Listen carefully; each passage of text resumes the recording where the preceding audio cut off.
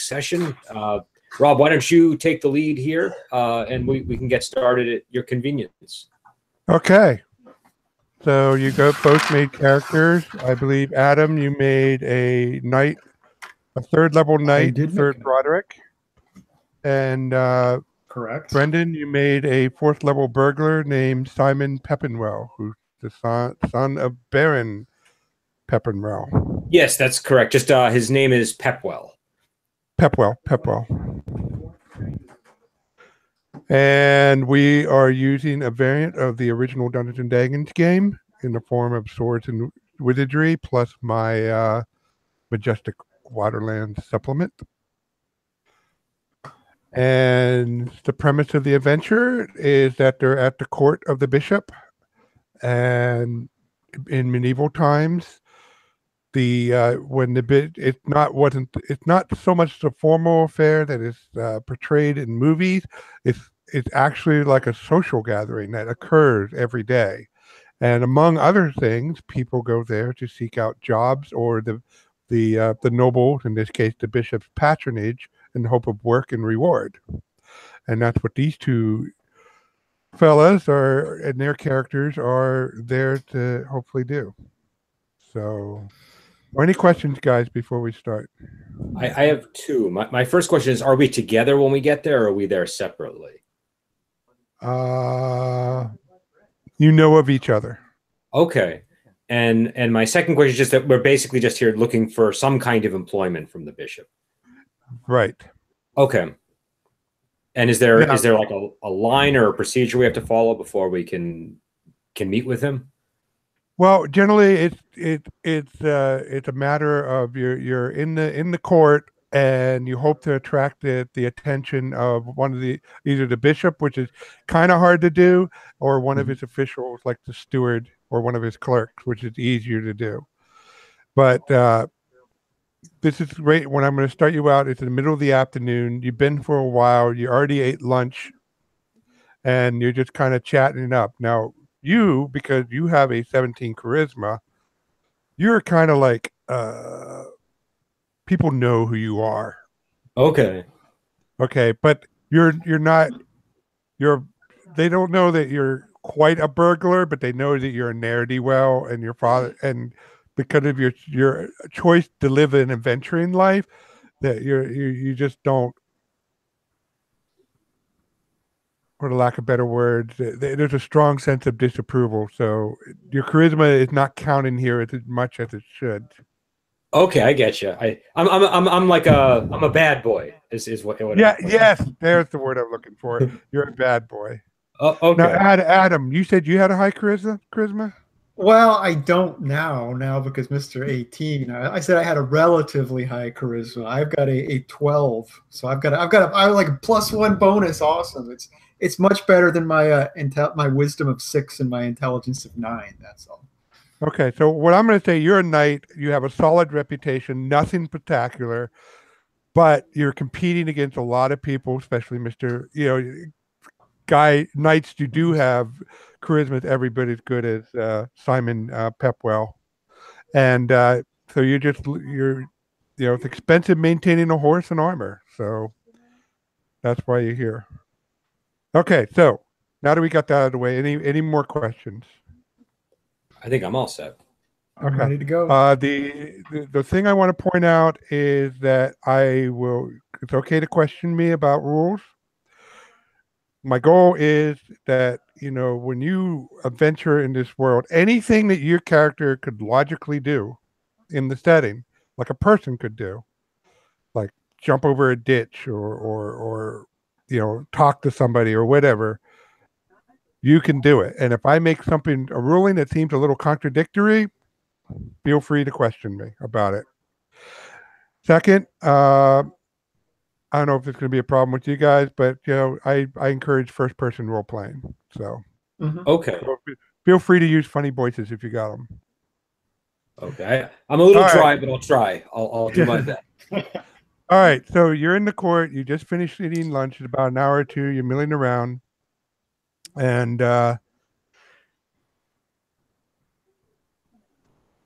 Brendan, Simon sees the bishop's stewards coming up to you. Ah, young Peppenwell, isn't it? Yes, yes, yes, Peppenwell. How are you, sir? Oh, good, good. How's your father? He's doing well. Excellent. So, have the are you still in the proverbial doghouse with him, or you fixed that up? I think things are mostly patched up at this point, but if there's any opportunities here that might help me gain good favor with my father, I'm hoping to land one. Well, actually, the bishop actually had something that needs to be done, and I think it would, considering your skill set, I think it would be you'd be well suited for. However, I don't think you can do it by yourself. And he's looking around, and he points at Sir Broderick. What do you think of him? He's a good guy. I know him. Yeah, I heard good things. He there was a skirmish with bandits over by the estuary, and he quitted himself well. Well, I think he would certainly round out my talents. Yes, you're gonna need a sword by your side, I believe, and somebody who knows how to wield it. Sir Broderick, come here, please. I wander over. Yes, Have you met Simon Peppenwell here, or Pepwell? Oh, yes, we've met on occasion. Well, I would like a moment of you two's time. Would you accompany me? Of course. Okay. So he takes you out of the hall into a side chamber, and there's a small fireplace, a table, some chairs. Sit.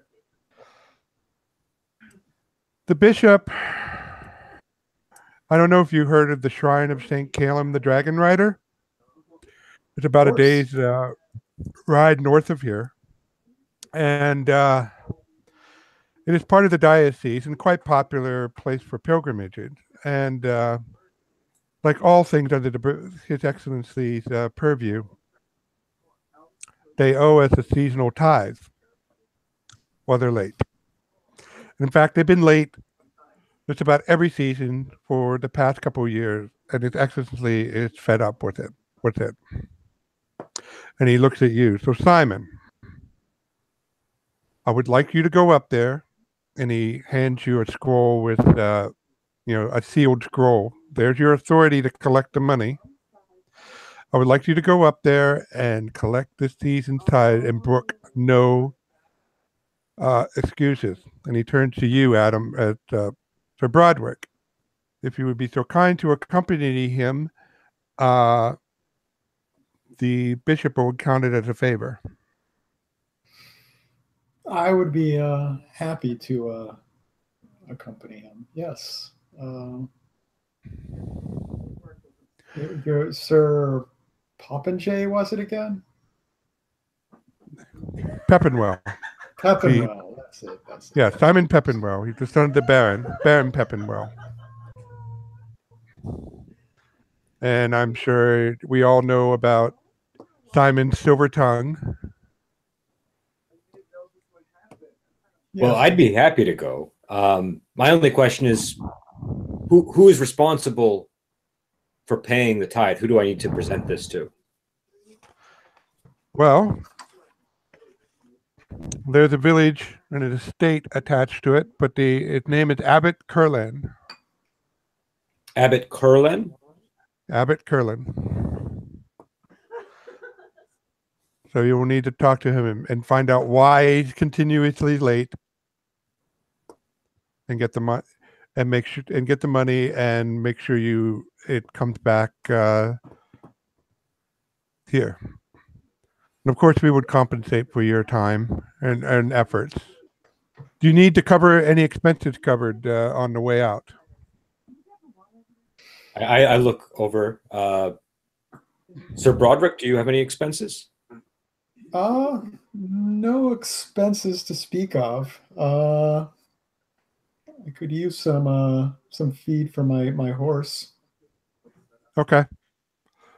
I will. He takes out a piece of parchment and scribbles and hands it to you. Go over to the stables and they'll give you what you need. And he puts out two small satchels. There's 100 silver each to defray any cost of her food along the way. Thank you, sir. I grabbed the satchel. Okay.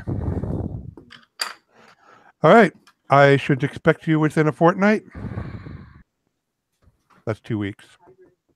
We will be back well before then, I'm sure. I'll give you a little time in case you encounter difficulties, but yes. All right. I will bid you adieu. I have other pressing business. And he leaves. Okay, I look to Sir Broderick. Sir Broderick, what was the name of the village again? The shrine of the shrine of St. Calum the Dragon Rider. Did I hear you right, Brendan? Is it, you asked the name of the village? Yes. St. Calum the Dragon Rider? Yes. So let me see. Where's the chat in this? It should be on the right. I don't know if your window's the same as mine, though, but I see a group chat on the right. You were in a video call. I not see anything on my green hangout. I'm the one broadcasting, so I've got the control room. Over there. Got it. Got it.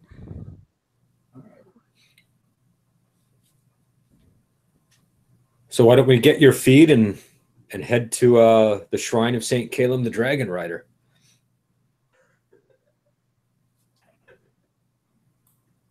All right. So let me. All right. So we head to the stable. I get my horse taken care of. You present the little handwritten writ from the steward and say, well, right away, sir, here, and they load your horse up. Excellent. With whatever you need. So you have at least a week's worth of feed that you can carry. Have it. Curlan. Okay. All right. So you head up. Do you leave right away? Yeah, I want to just get there as quick as possible. So. Okay. So you ride for about 4 hours, and it's nightfall, and you find a tavern, an inn to stay at along the way. You're traveling north along the Conqueror's River. And so both mark off 10 silver for meal and boarding for the night. Okay. And Rob, do I have a horse, or do I am I on foot? You know what? I'm going to say you have a riding horse. Okay. All right. So when we get to the inn, I'll Sir Broderick. Just to be clear about my name, it's Pepwell. I didn't want to create any issues in the presence of the. I apologize. It was an honest mistake. Sir Pepwell. I appreciate you not making me look bad in front of the bishop and his representatives. So I think we should ask the people here if they know anything.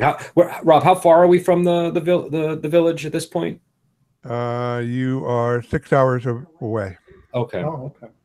So is there? Does the inn have like a common area where people are eating, or is it more? Yeah, there's a common area. Okay. You're eating your dinner there, so you can do whatever you want. All right. Is there anybody in the crowd that looks like they might travel, more than a few miles distance? The people that are well dressed, or there's actually a group of pilgrims in the one corner. Okay. I'll walk up to them. They look hello. Say, greetings, pilgrims. What brings you to this fine inn? We're heading up to the shrine. We're just returning from the shrine of St. Calum. And how was it? It was excellent. Yes. Oh, yes. And they start talking about this stone that's half melted with a store. I'm sorry. They're talking about this dragon skull with a half melted sword driven right through the forehead of it. and how they all got to touch it, and they, some of them show these little lead ovals with figures in it, and and you see it's a picture of a knight on horseback driving a sword into a dragon, sort of like St. George slaying the dragon that you see around. Mm-hmm. And yeah, it would. We didn't see any orcs or bandits, which was a change. Yeah, they're really calm this season. And what's the situation like there right now? Does everything seem fine? Do we need to worry about anything beyond orcs and bandits? You know what? You want to get, if you're there to go to see the shrine, you want to get there an hour before sundown. Otherwise, you're going to be there forever. You'll be starving by the time you get into the shrine. I woke up at 8 and got there, and it wasn't until 2 o'clock that I was actually able to go into the shrine and see the sword myself. They must be making a lot of money in donations, I would assume. Oh yeah. Well, it's a fine place, and they talk about how lavish the evidently they feed the pilgrims lunch there, and they talk about really good cheese and stuff like that. Not this quite as quality as you guys are used to, but good for this kind of thing. What are they? What's the bishop like? I've never met him. I'm sorry, the abbot. The abbot. We didn't see him. No. Oh, I did. Yeah, he conducted the morning service that I was at, and he blessed us. He kind of rushed through it. And he rushed through it. Yeah, yeah. Well, and they all start talking, and you can definitely, now that they're thinking about it, the service itself wasn't as good. It's like the kind of perfunctory about it. Well, that's troubling. Yeah, you would think. Yeah, they have service every day for people. Yeah, maybe they should get a new. Maybe should get a preacher up there. Yeah, he'll liven up things. Maybe preacher. They all start talking about this preacher that they met in a town called. They're all from this town called Goodnap, and they're talking about this one preacher. It's like they should get him up there. Yeah. How far is Goodnap from here? It's in the opposite direction. It's about 2 days travel. Okay. Well, I what's a good amount to give somebody for, like, if you know that they're going to be traveling for a few days? Would 10 silver be enough, or would 20 be more? Just remember, for a day's labor, the expectation you'll pay them a silver. Okay. And lodging for these guys. So these guys are staying in the upstairs attic, the common. They probably paid 2 silver for the lodging, 1 silver for the lodging, and 1 silver for the meal they're eating. Very basic. Okay, I'm going to give them 20 silver and say, here's for your travels back to Goodnap. Hopefully you can put in a word with that preacher and send him this way. Oh, we will. What's your name, sir? My name is Simon Pepwell. Pepwell. Are you related to Baron Pepwell? Yes, he and I are related. I'm his son. I'm his second son. Oh, wow. Well, blessings on you, and blessing on your father. Yeah, my father's he's very fond of the pilgrims. So, send your men his way. Oh, we will. Thank you. All right. So you guys, Adam, are you doing anything in particular for the evening? I was observing the conversation here. Beyond that, I think we gathered a lot of information there. I'm going to talk to Simon here when he's done with the conversation there with the pilgrims. Yeah, okay. I'll politely, I'll withdraw myself from the pilgrims and walk up to Sir Broderick and say, so it sounds like there's an issue with this abbot for sure. Yes, we've got lots of money coming in. None coming where it should be going. And he seems distracted, which is interesting. So I guess the question is which approach we should take. That is the question. Let's see what the situation is when we get there. If things are as elaborate and busy and lots going on, I think maybe we should take a fairly heavy approach. So do you think we should request a private audience and be prepared if things get out of hand? Yeah, I think. Well, I don't think. I think we should request to immediately see the abbot. I don't think we should waste our time waiting around in line with the commoners. Okay. All right. So why don't we get a night's sleep and then head out as soon as the sun rises? Excellent. Sounds like a good plan. Okay. There are no further incidents at night, and you travel about half hour north. It becomes more wilderness. There's swamplands. You can see swamplands to your left and the river on your right. And beyond the river is the orc-infested forest of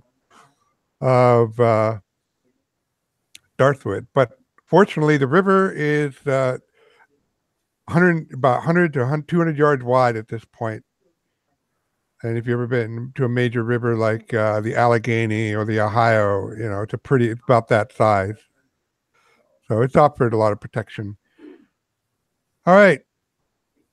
So you traveled the rest of the day, and you didn't quite get to the Abbey before sunset. You have a short trip. You'll get there in mid-morning, but you'll need to camp for the night. Okay. All right. So I guess we'll set up camp, and I'll look at Sir Broderick. You want to take first watch, seeing as you have the sword and all? I think that would be a good plan. I'd be happy to take the first watch. All right. I'll just go to sleep. All right. Okay. All right. So you take first watch. Make a perception check, Adam. If you don't have it listed as the ability, it's just a D20 roll, add your wisdom bonus. Okay. That will be a subtraction. That will take me to 13. 13? Okay. Yep. Okay, just before you're due to wake up Simon, you hear a scream off to your right. And you estimate it's about 100 yards away or so. Okay. Well, I'll proceed to wake Simon up. It's a human scream, by the way. Okay. Definitely female. 100 yards away? Yep. So, Simon, there's a 100, 200 yards away, right there about. Did you hear that scream? I did. I think we should get out of this area. It seems dangerous. I was thinking we should go. And now you hear shouting. There's like a commotion going on over there. All right, I'm heading over that direction. Hold on, Sir Broderick. Why don't you fall a little behind? I'm quite adept at moving unseen, and I'll signal you if we need your sword. Okay. All right. All right. So Brendan, make a stealth roll, and given the fact the conditions that you're stealthing under, you can get advantage. So roll two d20s and take the highest. Okay, 2d20s and take the highest. And I got to add in my bonus and my dexterity, right? Correct. All right. Yeah, so roll 2d20, take the highest, and then add in your stuff. All right, so I have 18. 18? Good. And are you kind of stealthing too there, Adam? Remember, any character? I'm doing my best. All right. Doing my best. Again, roll 2d20 and take the highest. And add in your dex bonus and your stealth bonus if you have it. Hey, I actually got a 21, including my dex bonus. So not bad. Okay. It's actually it's about 200 yards, and it's down a hill. It's you had to go around this knoll, and you see a campfire. And around the campfire, you see two people. They look between 17 and 19. One of them's a lady dressed in fine clothing. She's being held by what appears to be a ruffian. You see another a male dressed in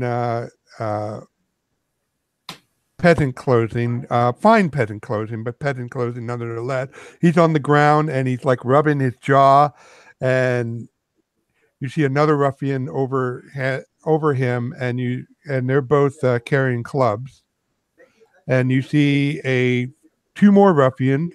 One of them is definitely a leader type. He has a sword, and you see one with a short bow, and you hear the one say, "Quiet down, lady. You tie him up." Can I, how far away are we from them? You can get as close. You can start the encounter anywhere up to 50 yards. Okay. You can start. You can get as close as 50 yards before I require you to make another roll. Okay, that's fair. I say, Sir Broderick, do you think that we can handle these men? I think I can handle them. Well, why don't you run up and I'll fire with my crossbow then? Okay. I take out my broadsword and I charge towards them. Okay. I got a horse. I can. What am I thinking? I'm a knight. I can charge him on horseback. Yes, you can. And I am going to try to get into position so that I can. Let's see here. All right, you're both going to have a surprise round before anybody rolls initiative. Okay. I'm just looking up the range on this crossbow. That's all. All right. So, if am I able to get within 60 feet? Yeah, you're able to get in 50 feet. It's out the outdoors. Yeah, you don't have to make another roll. You can get within 60 feet. Okay, I will. I will sort of do that and get into position, and I'll aim at the leader, and I'll wait for, the moment that Adam strikes is when I'm gonna fire. Okay. So Adam, who are you gonna attack? Who am I going to attack? Right. Which guy? I'll just attack the guy that's closest to me. Okay, that would be one of the ruffian holding the lady. Okay, I will go for him then. Now, you are a 3rd level knight. Okay. Mm-hmm. You against ordinary people, you get 3 attacks per round. Oh, okay. Wow. If you want to, you can set up your charge to try to take out both of those ruffians and take both of them out. That sounds like a good plan to me. Okay. All right. You charge in. It's a surprise round, so no initiative. Roll a d20 and add your to hit bonus and your strength bonus. You need to get 11 or better. Okay. Because they're only wearing leather. Okay, I got a 13. That's a hit. Now roll damage. All right. Now you are charging, so you get to...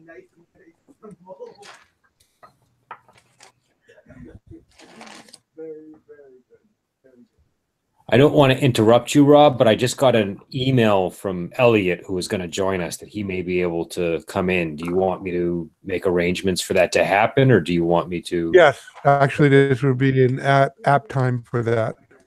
Okay, I'm not sure if he can come in at this moment, but I'll try to. Actually, Adam, I think you might have to invite him. Sure. Okay, so I got 12 damage on the first roll. And he goes down like a sack of wheat. Okay. All right, so you ride past him, and now you can take on the other guy.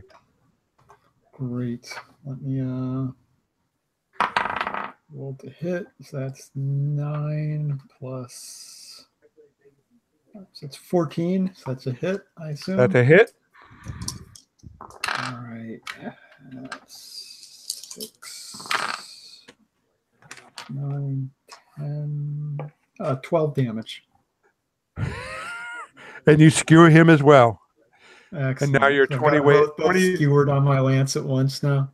Yeah, so now you're 60 feet away from after the completion of your charge, I'm going to rule that you're 40 feet away from the main fight. Great. On your horse. All right. I'm going to get Elliot in here. Well, Do you have his Brendan, your turn. I'm going to fire my crossbow at the leader. Okay, you have advantage. All right. So does that mean I roll 2d20 again? Take the highest, yep. I'm really liking that advantage roll. It's simple. All right. I got a 15. You got a 15. That's a hit. Again, he is only wearing leather, although he has a short sword.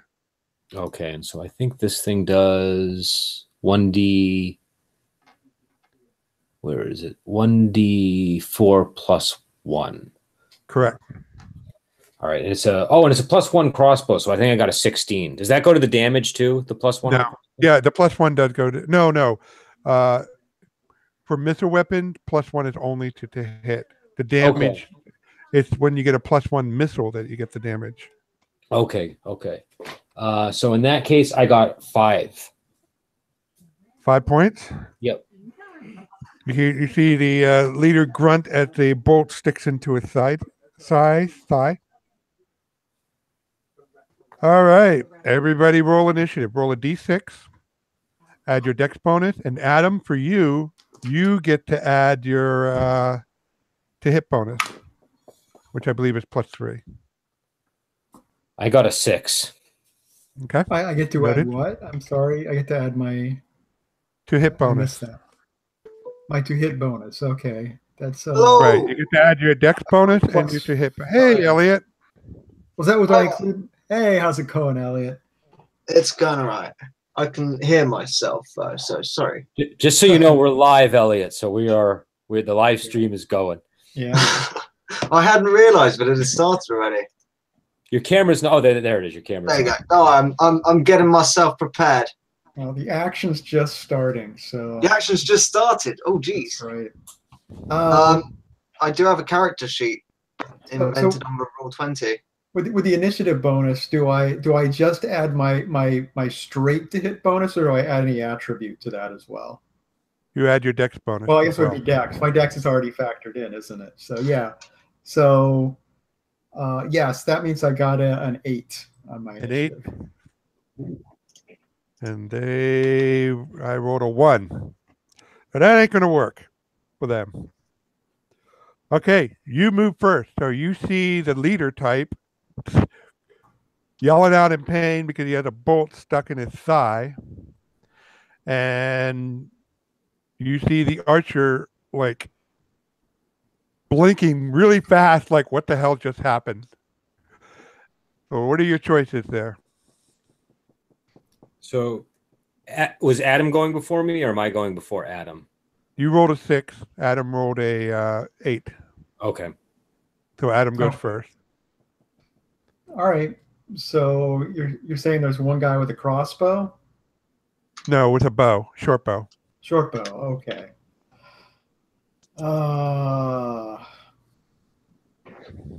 Yeah, I want to give an intimidating cry as I come at him. My goal is more to scare him off than anything else at this point. Okay. So are you going to attack him or just scare him? I am going to attack him, but okay. Yeah, I guess I'm attacking him. So the intimidation is secondary. I want to attack him and scare him at the same time. Okay, let's do the attack first, and then we'll roll your intimidation. All right. Yeah, he may not survive to be scared. We'll see how it goes. Yes, that's always the conundrum, and it's a good idea, but I know. I just like intimidating people, but just to push him over into oblivion. Yeah, I got a 19. Who are you in a fight with? Ruffians. Some bandits. Cool. Yeah. Okay. Would I be in this area as well, or am I just a random halfling on my own, doing my own thing at the moment? You are in this area. You're here in the fight, and let's just get you out of the way. What character are you? What's your character? I am a halfling. I'm You're a going to halfling. call myself Seamus O'Riordan. Seamus Reardon. Seamus O'Riordan. O'Riordan. Okay, and what class are you? I'm a merchant adventurer. You're a merchant adventurer. I got pretty lucky with my rolls as well. I'm level 5 at the moment, so Excellent. just a quick question. Okay, go on. What's your question? I was just going to say, when I was creating the character, I saw that if you had enough money, which I luckily did have, you could add the magic modifiers to armor or to weapons. I was just going to check. Is that fine to do? Yep. Anything on that list is fine. Great. Also, I would have liked to afford a pony. Okay, the only but is you can only buy it once per item. So yeah, that's absolutely fine. I figured that. I wasn't greedy. Don't worry. Something that I didn't see the price of, though, there wasn't a price listed for any kinds of mounts or anything, and I really wanted a pony. Could I buy that now? Yeah. I got to add that in there. So hirelings and mounts. Yeah, I'd just suggest those prices added in because I couldn't find any reference for that. And I decided not to purchase it because I didn't know how much it would cost. But I do have some coinage on me if it would acquire. 120. 120, no problem. I've got myself a pony. How much would a wagon cost? We can ignore the wagon question. A cart's more apt. A cart, fine. But we can skip it if we want. I don't want to just completely sidetrack the combat that we're having. No, the cart's good stuff. Get the cart. Yeah, the cart costs 120 as well. Oh, great. No, yeah, 80. yeah. No, cart two wheel, 80. Yep. Yeah, I got 80. I got a super duper price list right here. I know it's all backwards. Awesome. In which case, I'll have a pony pulling a cart when I roll up. I guess I'll probably be going down the road and then see these people being attacked by bandits. It's actually nighttime, and you're camped in the area. So you got this nice little camp, and you hear off in the distance, about a couple hundred yards away, all this commotion. So I'll pat my pony hesitantly, and I go, "Shh, calm down, princess. Don't worry. I'll go and see what that's all about, eh?" Okay. So you run up just as you see Adam do what? You're attacking the archer? Yes. And what did you roll, if you rolled already? 19. So. Oh, man. Okay. Roll damage. All right. Lost all my D4s, so I'm having to do the D8 divided by 2 thing. It's annoying. 4.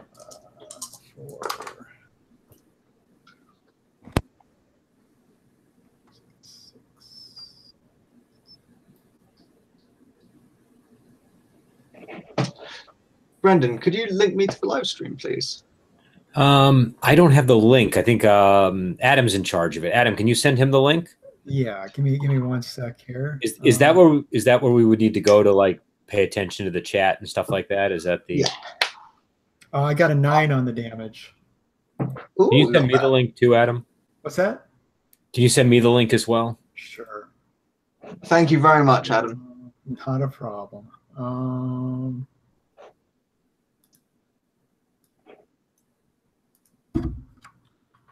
That up in chat. Sorry, had to play tech support husband. No worries.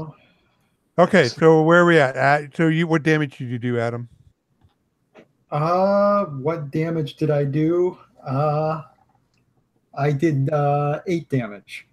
8 damage? Oh, wait, it was 11. It was 11. Sorry, I forgot the total. And he goes down, skewered on the end of the pole. But do make an intimidation roll, because we'll see what happens to the last leader guy. With points in intimidation, I have to do something with it. Oh, I only got a 12. You only got a 12. Wait, no, twelve. charisma. Yeah, does that have my charisma? Yeah, it's my charisma bonus too. Yep. Yeah. Okay. Which is what? Oh no, I said my charisma bonus is in there. It's a 12 with the charisma bonus. Okay, got it. All right, Brendan, you're next, and then Elliot. All right, and is the leader still standing?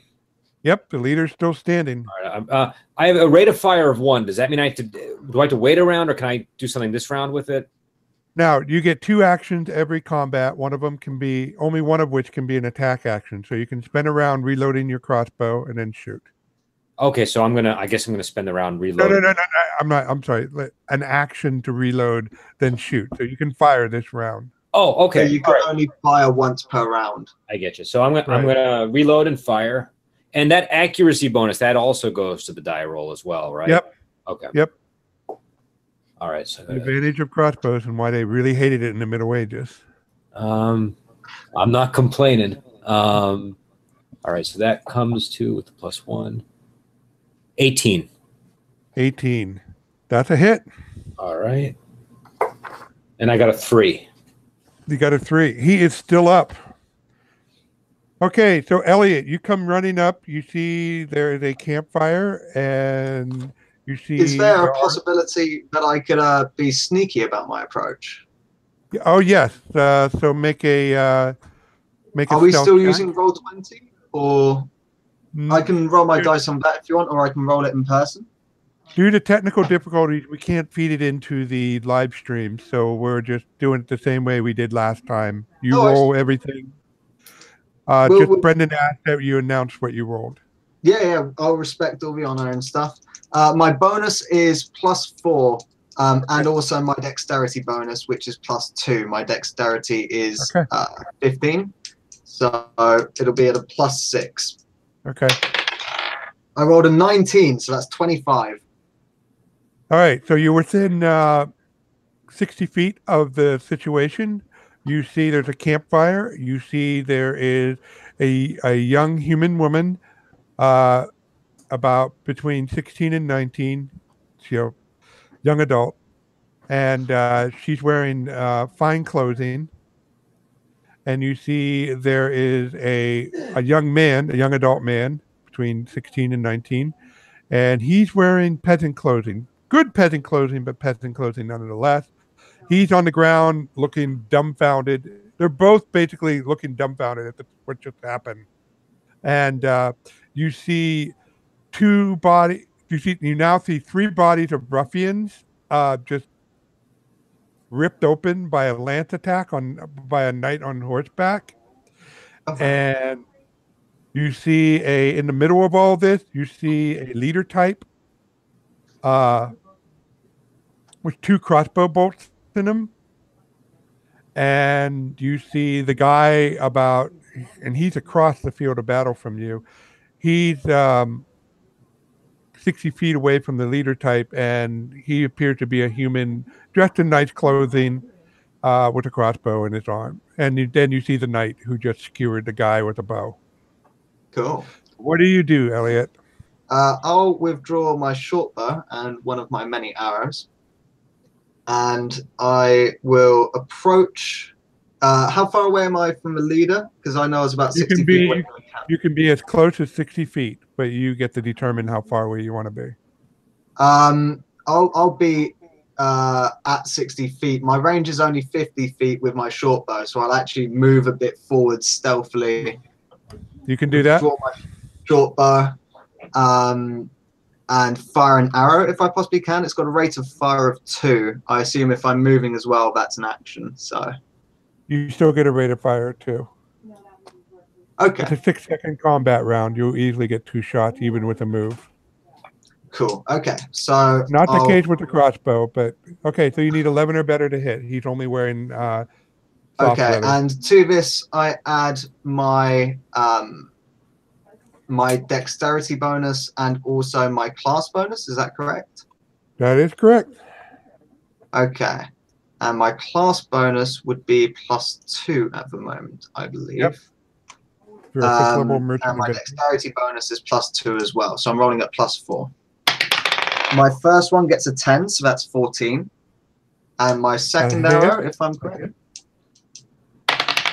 My second arrow is a 13 +4 is 17. Okay. Roll damage. You get to Okay, roll so two just- arrow damage. Yep, so that'll be 2d6. I don't get to add any bonuses to that, do I?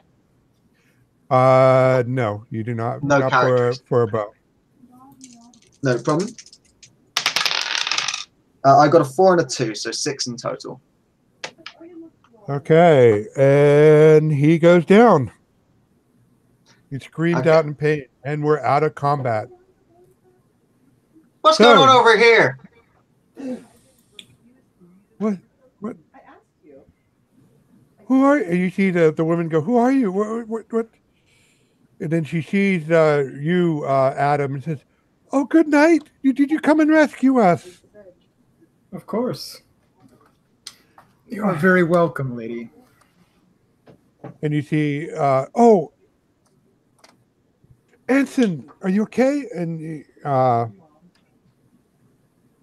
she goes over and helps the guy up. Is he injured? Yeah, he had a good. You see, there's a big bruise on his jaw. Oh, big bruise on his jaw. That's nothing. I don't know how to thank you enough. She looks really distraught, and she starts fumbling. She picks out a purse and starts opening. Funnily, you can hear the jingling of a coin.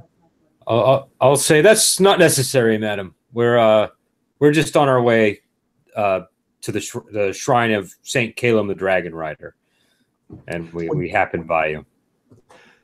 Well, we thank you. And when you do say that, they both look. They give that quick, furtive look, like, oh no, look, and then they catch themselves. And she speaks, and she kind of like waves her hand no, and they go, we thank you, sir. I don't know. Like I said, I can't pay you. We were journeying. We're on a pilgrimage ourselves, but we're going to the city-state to visit the cathedral. Do you need to buy any dried rations? No, I think they point some sacks, and and you see the boy nod his head yes, sure, we could use any spare. I believe the bandits and she seems to be hesitating. Yeah, they spoiled some of our food, I think. You said you're going to the city-state. Where are you coming from? From a local manor, Greenwell. And your name Greenwell is? Manor. Gwen.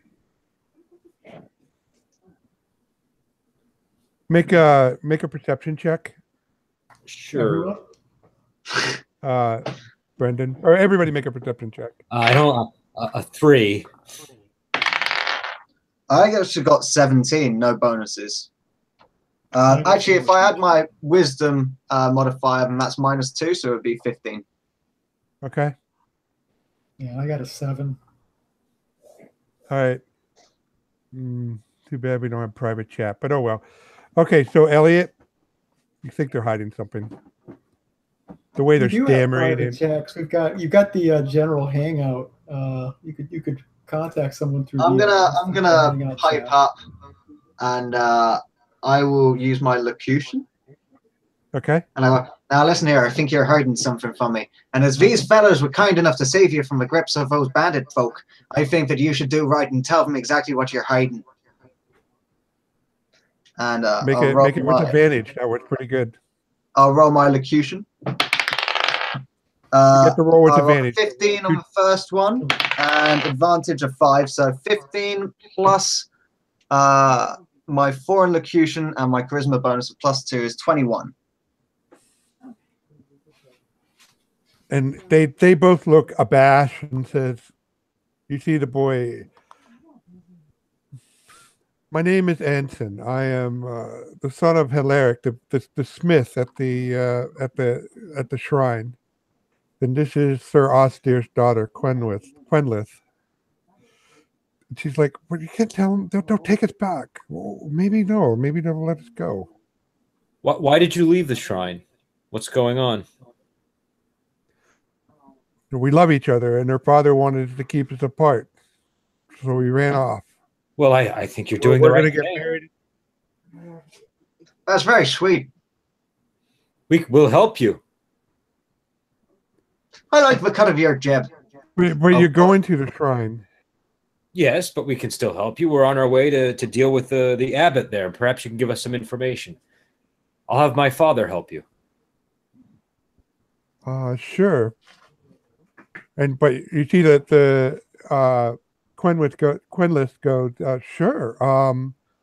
What do you like to know? And then you see our Anton pipe up. But wait a minute, if we go back, your father's going to take you and lock you up. I mean, he's not going to. They're going to not let us leave.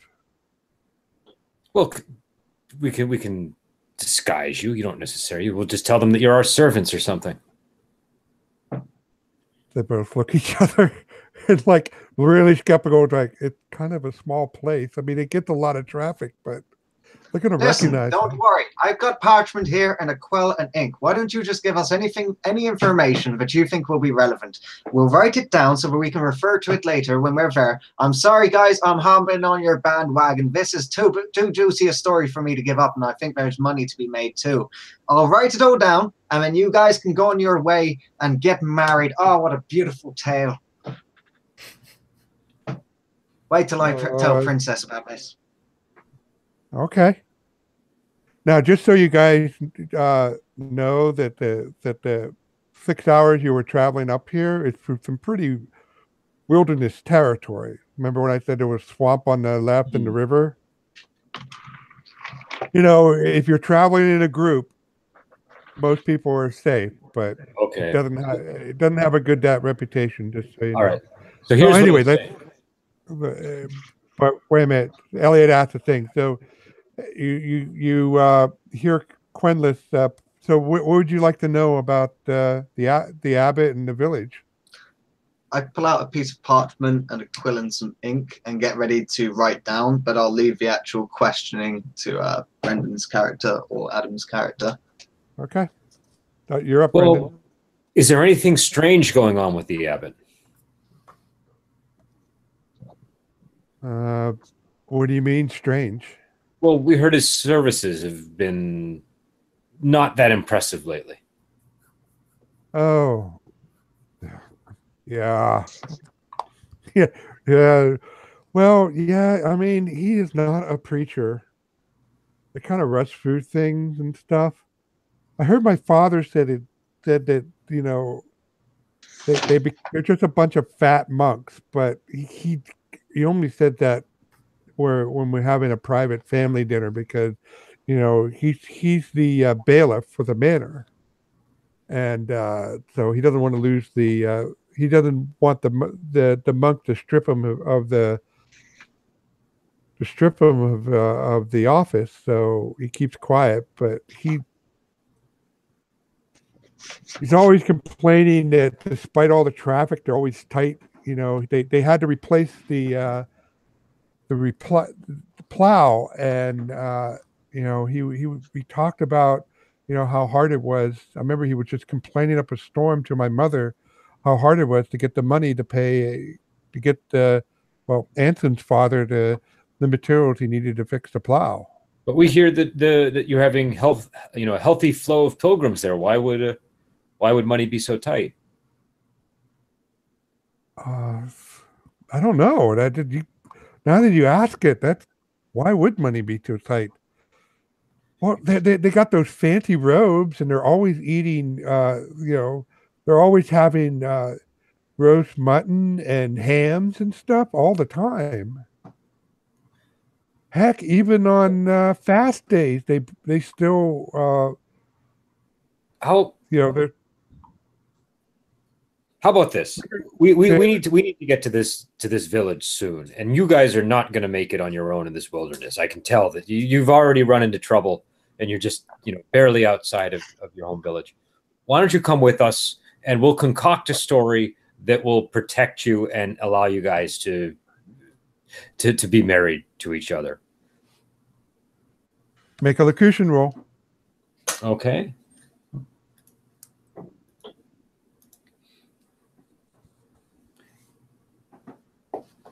Oh, I got a natural 20, and with my bonus, that's 23, Don't forget the 25. bonus. Roll now, when you roll a nat 20, you get to roll again.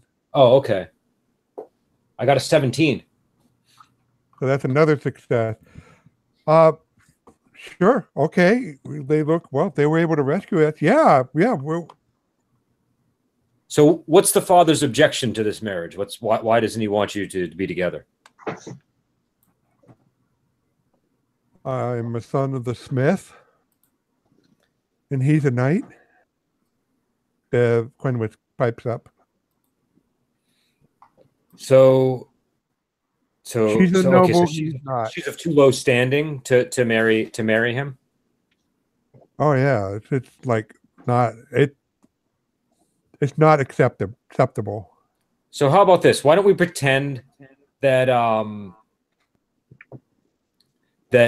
is there a way for me to take him into my service if my father is a baron and he's a knight, or is that going to cause problems?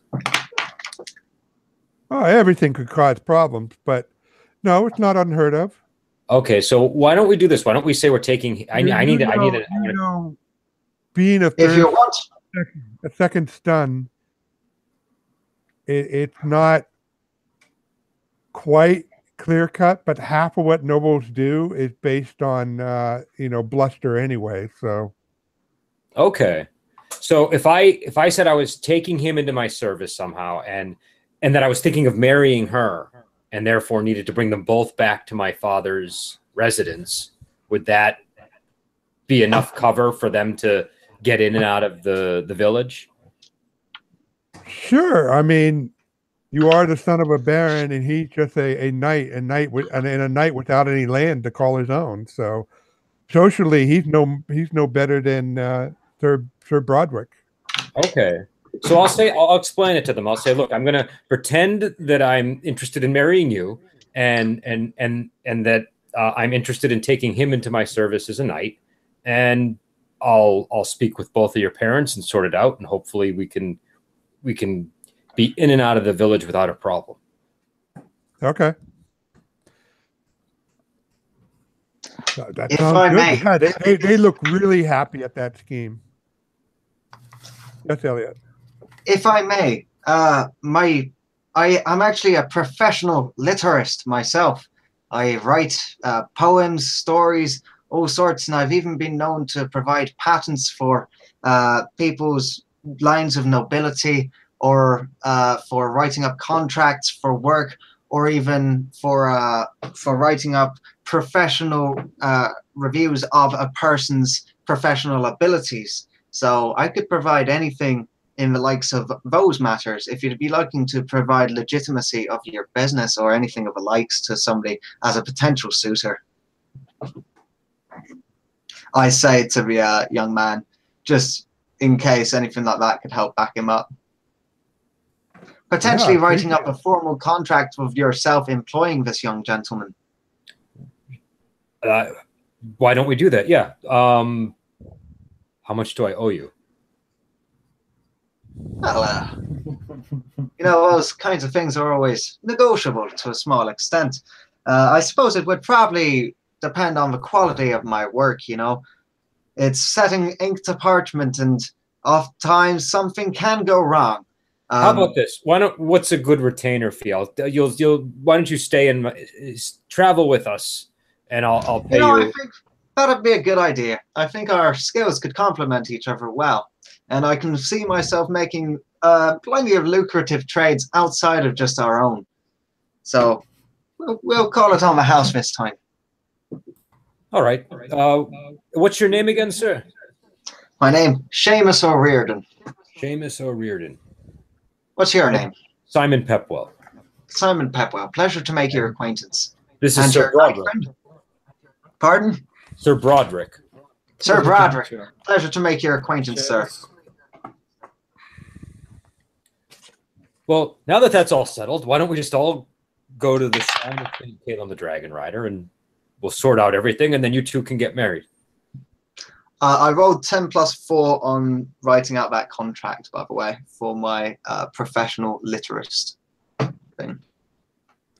Okay, so you guys consolidated your camps for the remainder of the night and no further incident. And in the morning, I you head. introduced my pony. Princess, Yeah, this here is. And So I you, whispered to her, catching her up on the situation as well. Okay. All right. So next technical question: how do I post this image?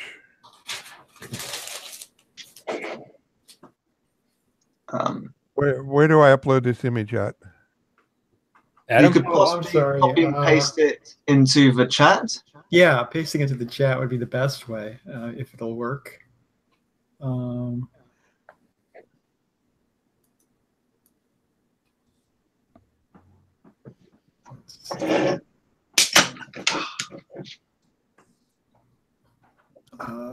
is that working? Have you tried it and it's failed, or? I have 2 monitors. Oh, that didn't work. So let's see where this goes. Do you have OneNote? Like the I know how to do it with regular Hangout. I just don't know how to do it. I You know found what? I got with Google Chat and Hangouts, if you use OneNote's screen grab ability, where you can get a picture from the screen, you can copy it and paste it easily into Google Chats.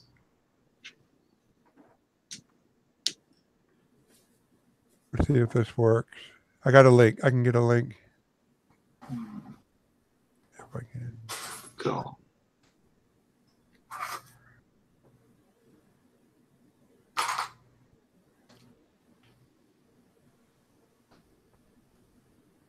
Wow.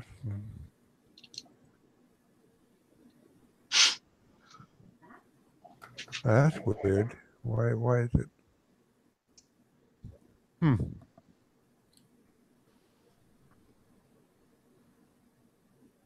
If you want to, you could maybe send it by email. Oh, there it is. Yeah, there we go. Oh, there we go. All right, so you're approaching from the south. That chat, by the way, is the group chat between us. You might want to paste that in the chat on the actual YouTube video too, because they're how about I do it so that Rob can. That's a good point. Yeah, can you do that? Let me just see how I go about doing that. By the way, when I set up my camp for the night, let me take care of it. I've got a. Okay. Nice. When I set up my camp for the night, I set up a 2-person tent and 2 bedrolls and occupy it by myself. Understood. I like having my space when I sleep and my comfort. That's fine. That's fine. I'll I think I just have a mat in the floor, so. You see my opulent, nice big 2-person tent with my extra bedroll on the floor just for extra padding, and my tiny person occupying the whole thing spread out. Well, I'm definitely making a mental note to get a tent next time. Okay, so the character's 63 years old, by the way. Okay, so you're approaching the village from the south. You see it's broadly divided into 2 sections. One, the northern half with the monastery in it, and the southern half with the manor in it. You see the manor is right next to the ford. I can't point. I think I see where it is. Yeah, I can see where it is. This is the ford. This is the manor. This is the monastery with the shrine. And already there's like a rise down here. So already you see there's a crowd of people right there. You see a tavern here. You see Anson point out that's where his father's smithy is. That's where a lumber yard is. See a bunch of fishing huts right there.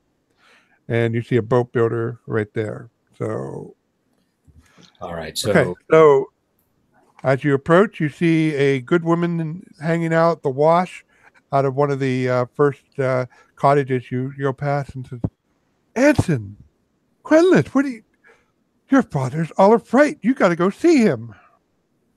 And she looks at you. Good evening, lass. It'll be best if you tend to your own business at the moment. We know what we're doing around here. It's okay. It's okay. Madam, can you show us to his father, please? Well, yes, he's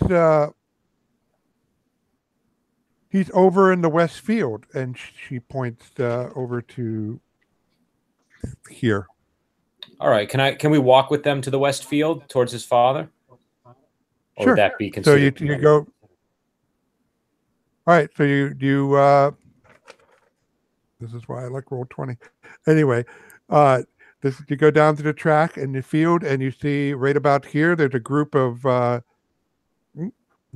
peasants, and you see what obviously looks like the village reeve, who's the leader, like the mayor of the village, and you see a guy who's dressed like a knight, not in armor, but in the knightly clothing.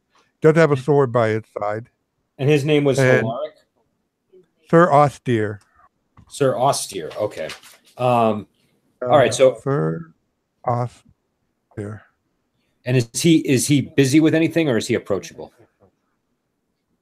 He was, but he sees you coming towards him, and when you get about 100 yards of him, he looks, and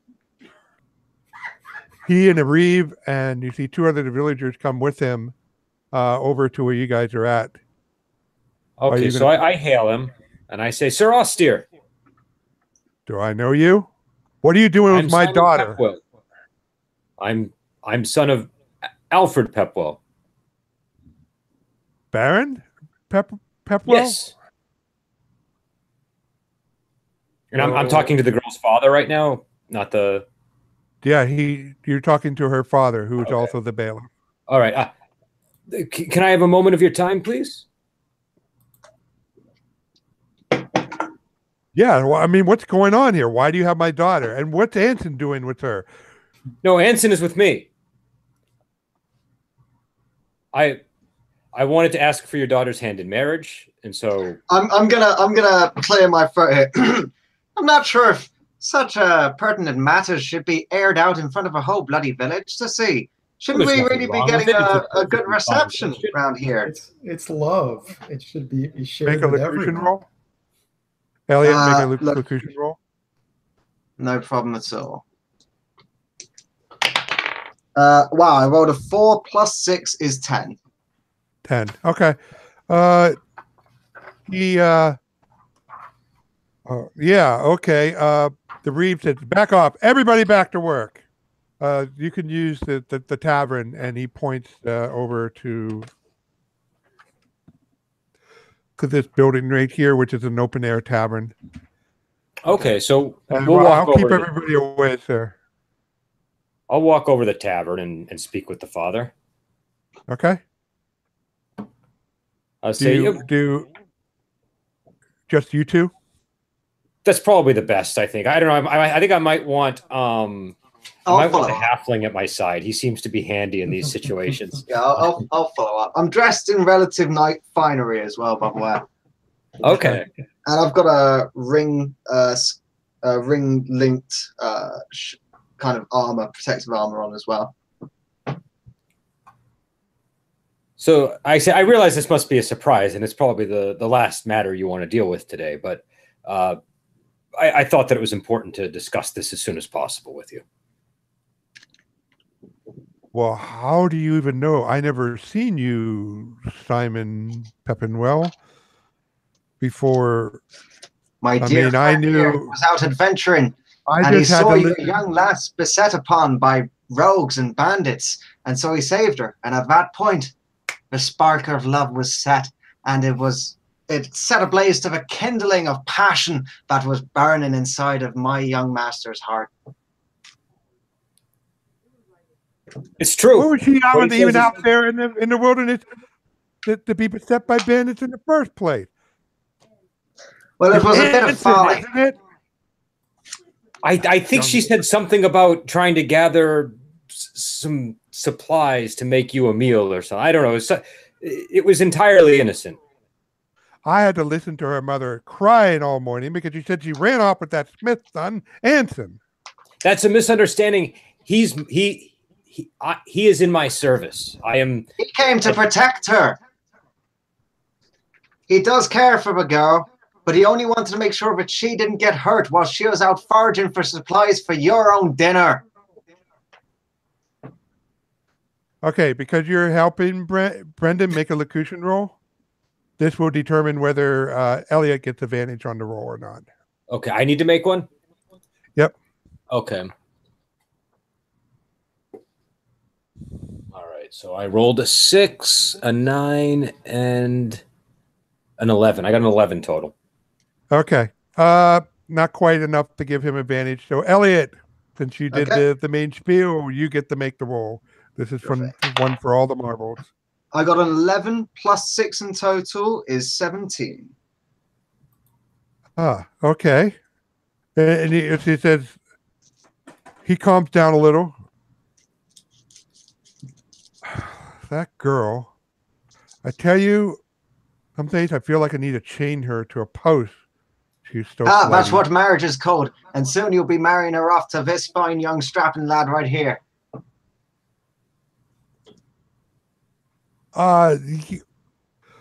So I'm a little okay. So my daughter. Okay, I think I'm understanding what you're saying, Sir Pepwell. But you want ask my daughter's hand in marriage? Yes. Wow. I mean, well, I can't say yes. I mean, I got it. Would you come over to dinner tonight and then we can talk about this?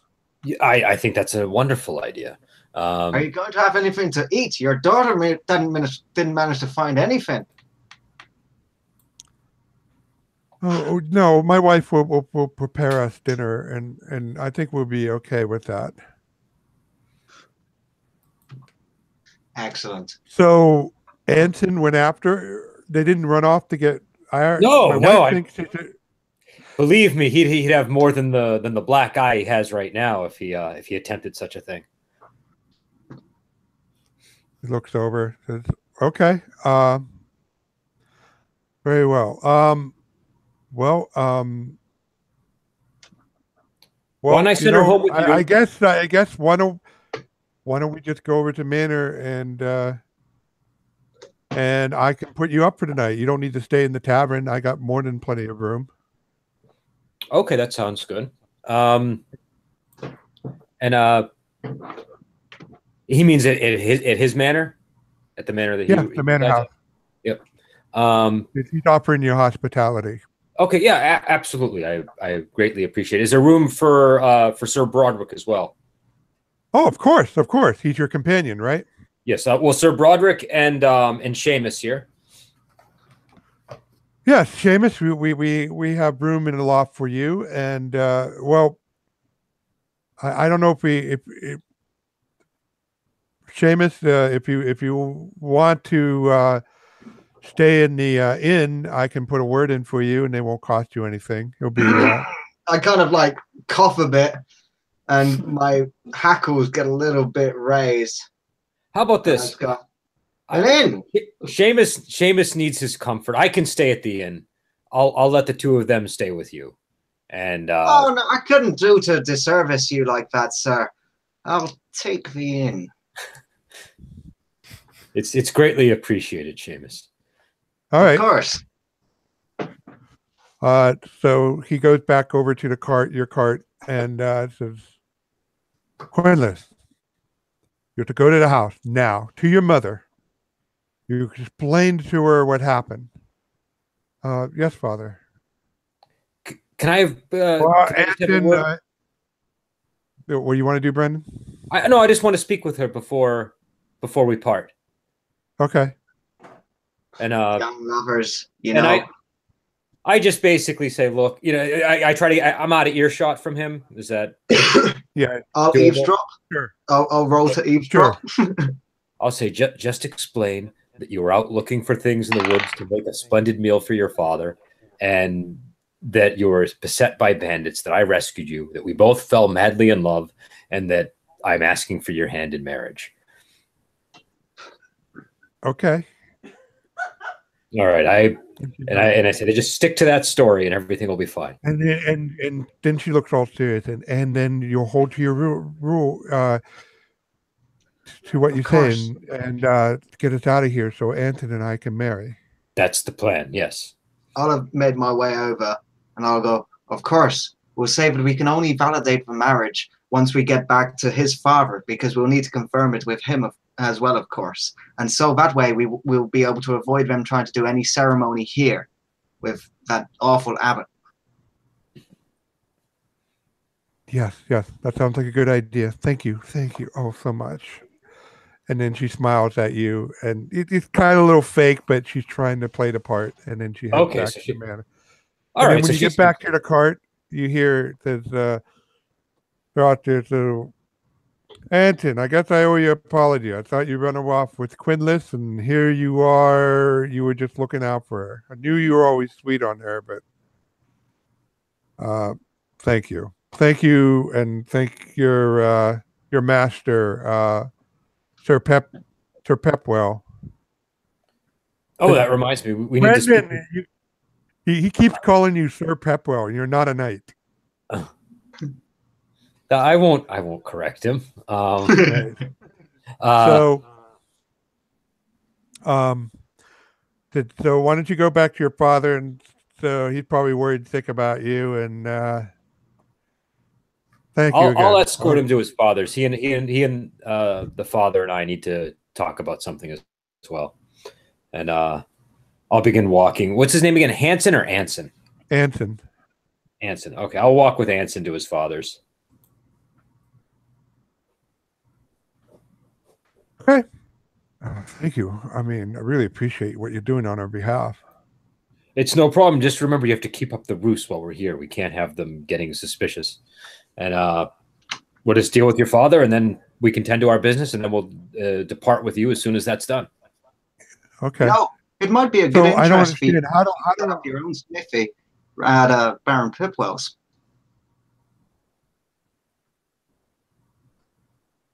Wow. Okay. I'm a bit of a businessman myself, so I might even be able to invest some silver pennies in your business. As long as you make sure that you provide the highest quality weapons and armor. Oh, I'm sure that can be provided. I think my father would be happy, although he was looking more for me to... I'm still only an apprentice, though. Well, we'll see what we can organize. Okay. Got to be honest, I'm still only an apprentice, so... Well, we can look towards the future then. So, Adam, are you doing anything in all this? No, I'm just watching in quiet amusement at the moment. But while this is going on, you're kind of closer to the peasants and stuff while they're doing their work in the field. Yeah. And they are they look all relieved that Sir Austere, said thanks to Anson. They were obviously expecting the worst. And then you hear it's like, wow, look at that. The old tyrant actually said thanks.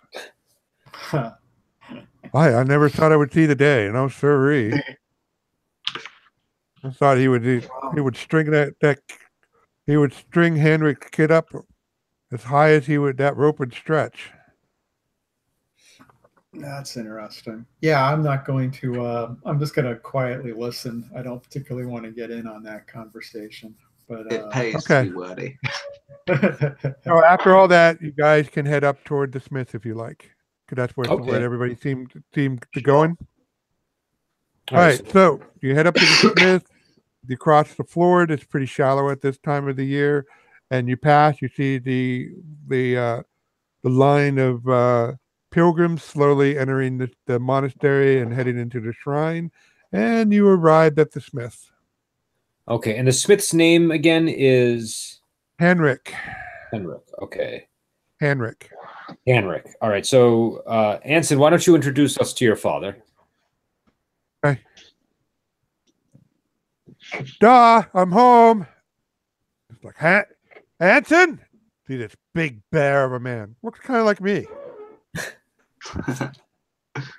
Comes out. Where the hell did you go last night? I heard you ran off with with Sir Austere. He was here at the crack of dawn accusing me he's stealing his daughter. All a misunderstanding. Your son was being very heroic and trying to make sure that the young lady didn't get injured. She went out looking for food to provide for her father and stuff, but underestimated the wilds quite fearfully. Luckily, Anson was there to at least bide some time before our good knights here arrived and saved the day. He looks at the crowd.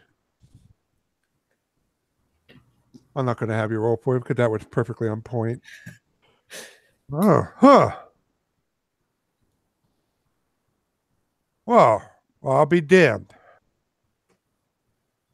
Is there an award for it for what he did from the night? Funny that you should say that. Actually, reward would come in what my good young master Sir Pepwell over here intends to do for your young boy. You see, he's fallen quite madly in love with the young lady of the manor, and he's going to return with her back to his father's domain, the Barons. And whilst going there, we've also taken an interest in young Mr. Anson.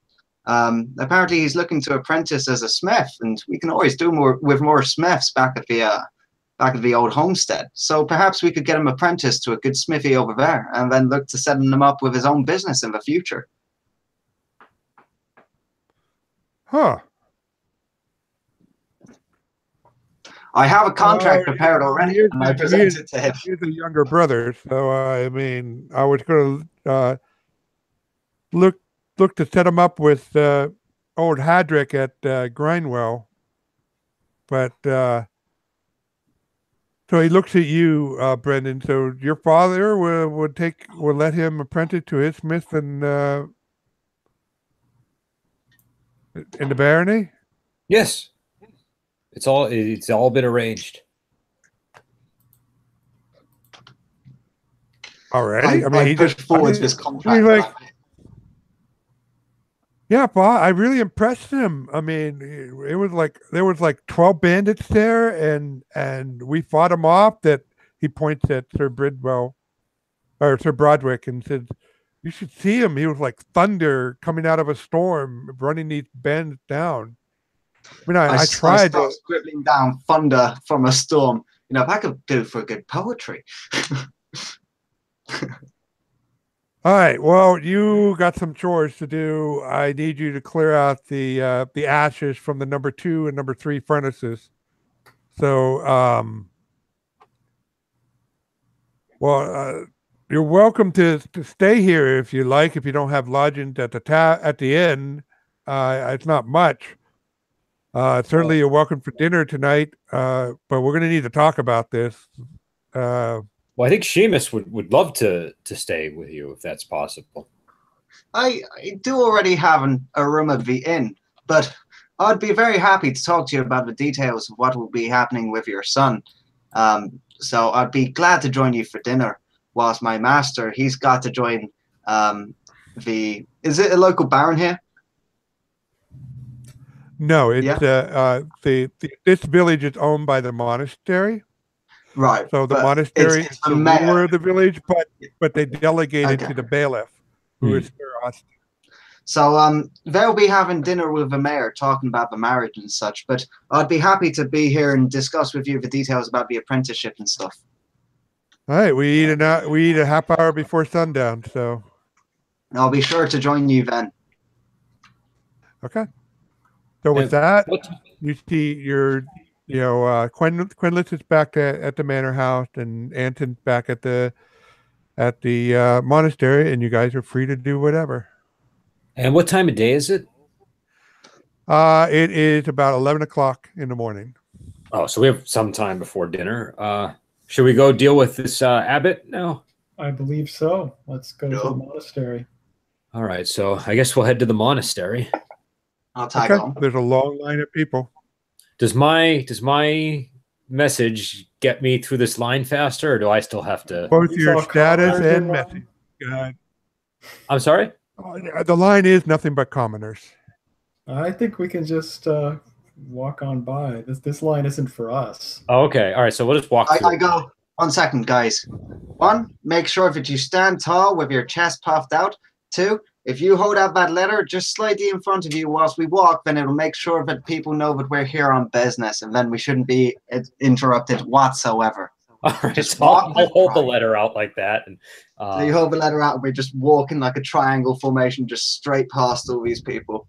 Just don't even bother explaining ourselves, just walk. So what's your locution bonus there, Elliot?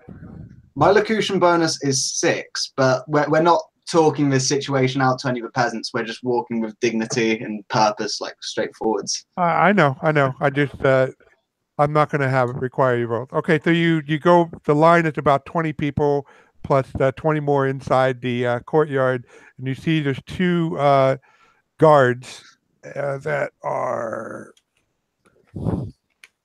Believe me, they're the Abbey guards are dressed in scale mail, wearing shields with spears. There's 2 of them standing at the gate. They see you, and they look startled.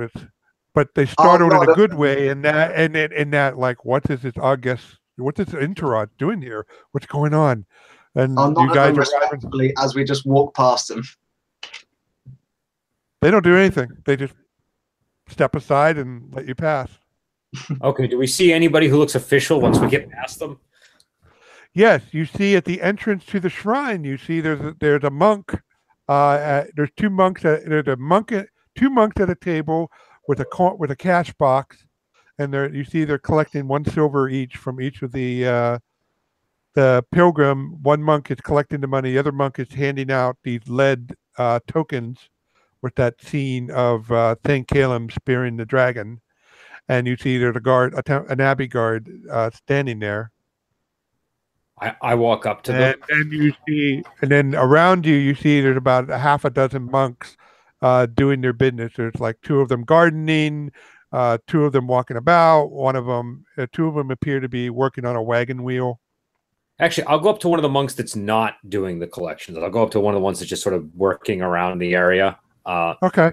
The people, and I'll just approach and say, "Greetings. I have a message for the abbot." And you are?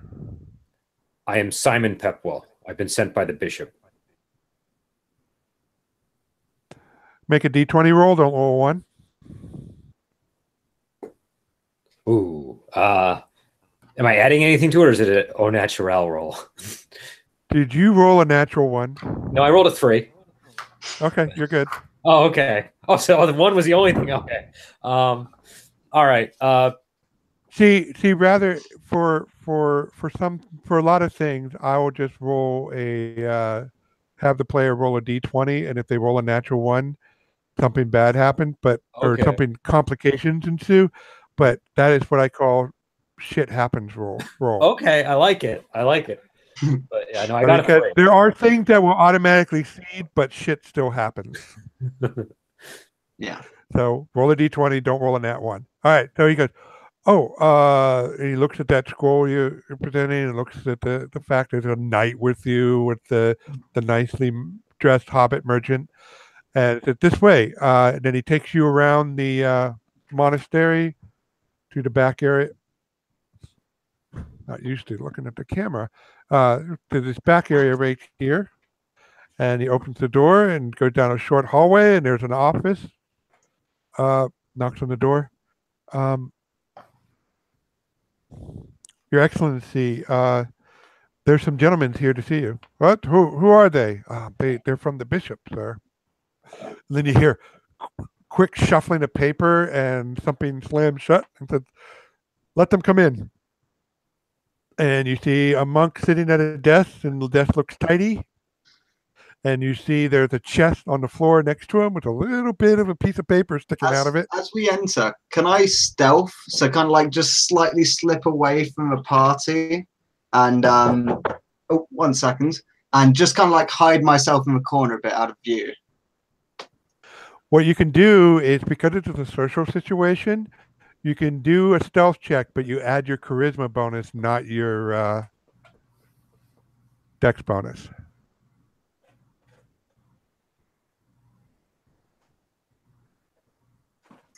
Sorry, what was that?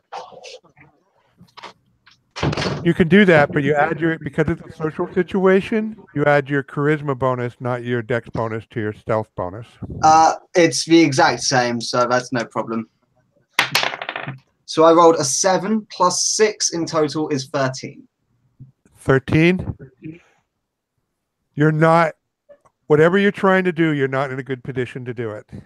Okay, I just slightly step aside from the group as we enter, but as I notice some eyes are drawn to me, I kind of just play it off as if I'm just taking my position in this social scene. And because you rolled a 13, the abbot doesn't really pay attention to you, but you don't. If you were like trying to sneak something, it's not. You're not set up for that. No, I was just kind of trying to detract attention away from myself, possibly with the intention of partway through the conversation trying to have a sneaky peek at this chest. But if I feel that's not on the cards, you succeeded in the first part, but you're not going to succeed in the second.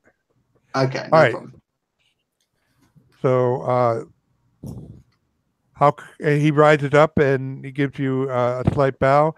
How can I help you, sir, or Miss Master? Master Pepwell, I've been sent by the bishop. We are here to collect the tithe. Ah, yes. There's been some complication, but we certainly we can have the tithes ready for you. We need them now. You come back. We are in a hurry. The bishop is impatient, and we must get our money. Well, with all due respect to His Excellency, we things are a bit tight around here. Now, when you look, he's wearing a wool cassock. Uh-huh. But there are wool cassocks and there are wool cassocks. He's wearing the good kind, the high grade. There's like 5 grades of wool. He's not wearing the best, but he's wearing the second best. And you noticed on even though he has a tidy desk, on one corner there's a food tray with some cheese on it. The cheese, it's the good stuff.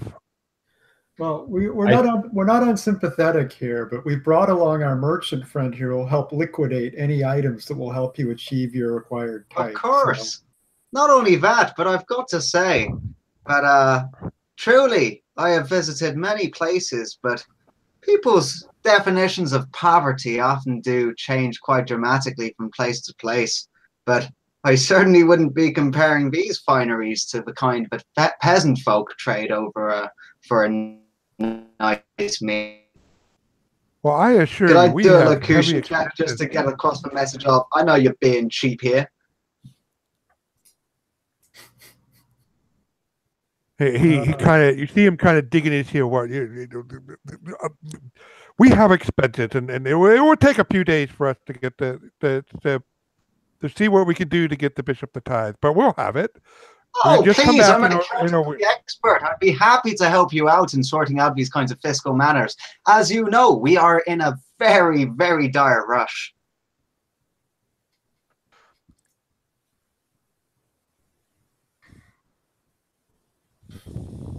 Please, I am a famed literate, and also... Well, you know what? I think I can have the tithe ready for you tomorrow. There's no need to look for the book. We would have to tighten our belt, but I can have the tithe ready for you tomorrow. Please, if I were to help out, then I'm sure we could get it done by 6 p.m. 6 p.m. is much more convenient than tomorrow. There's a reason I was sent along. I am held in the utmost confidence by the bishop.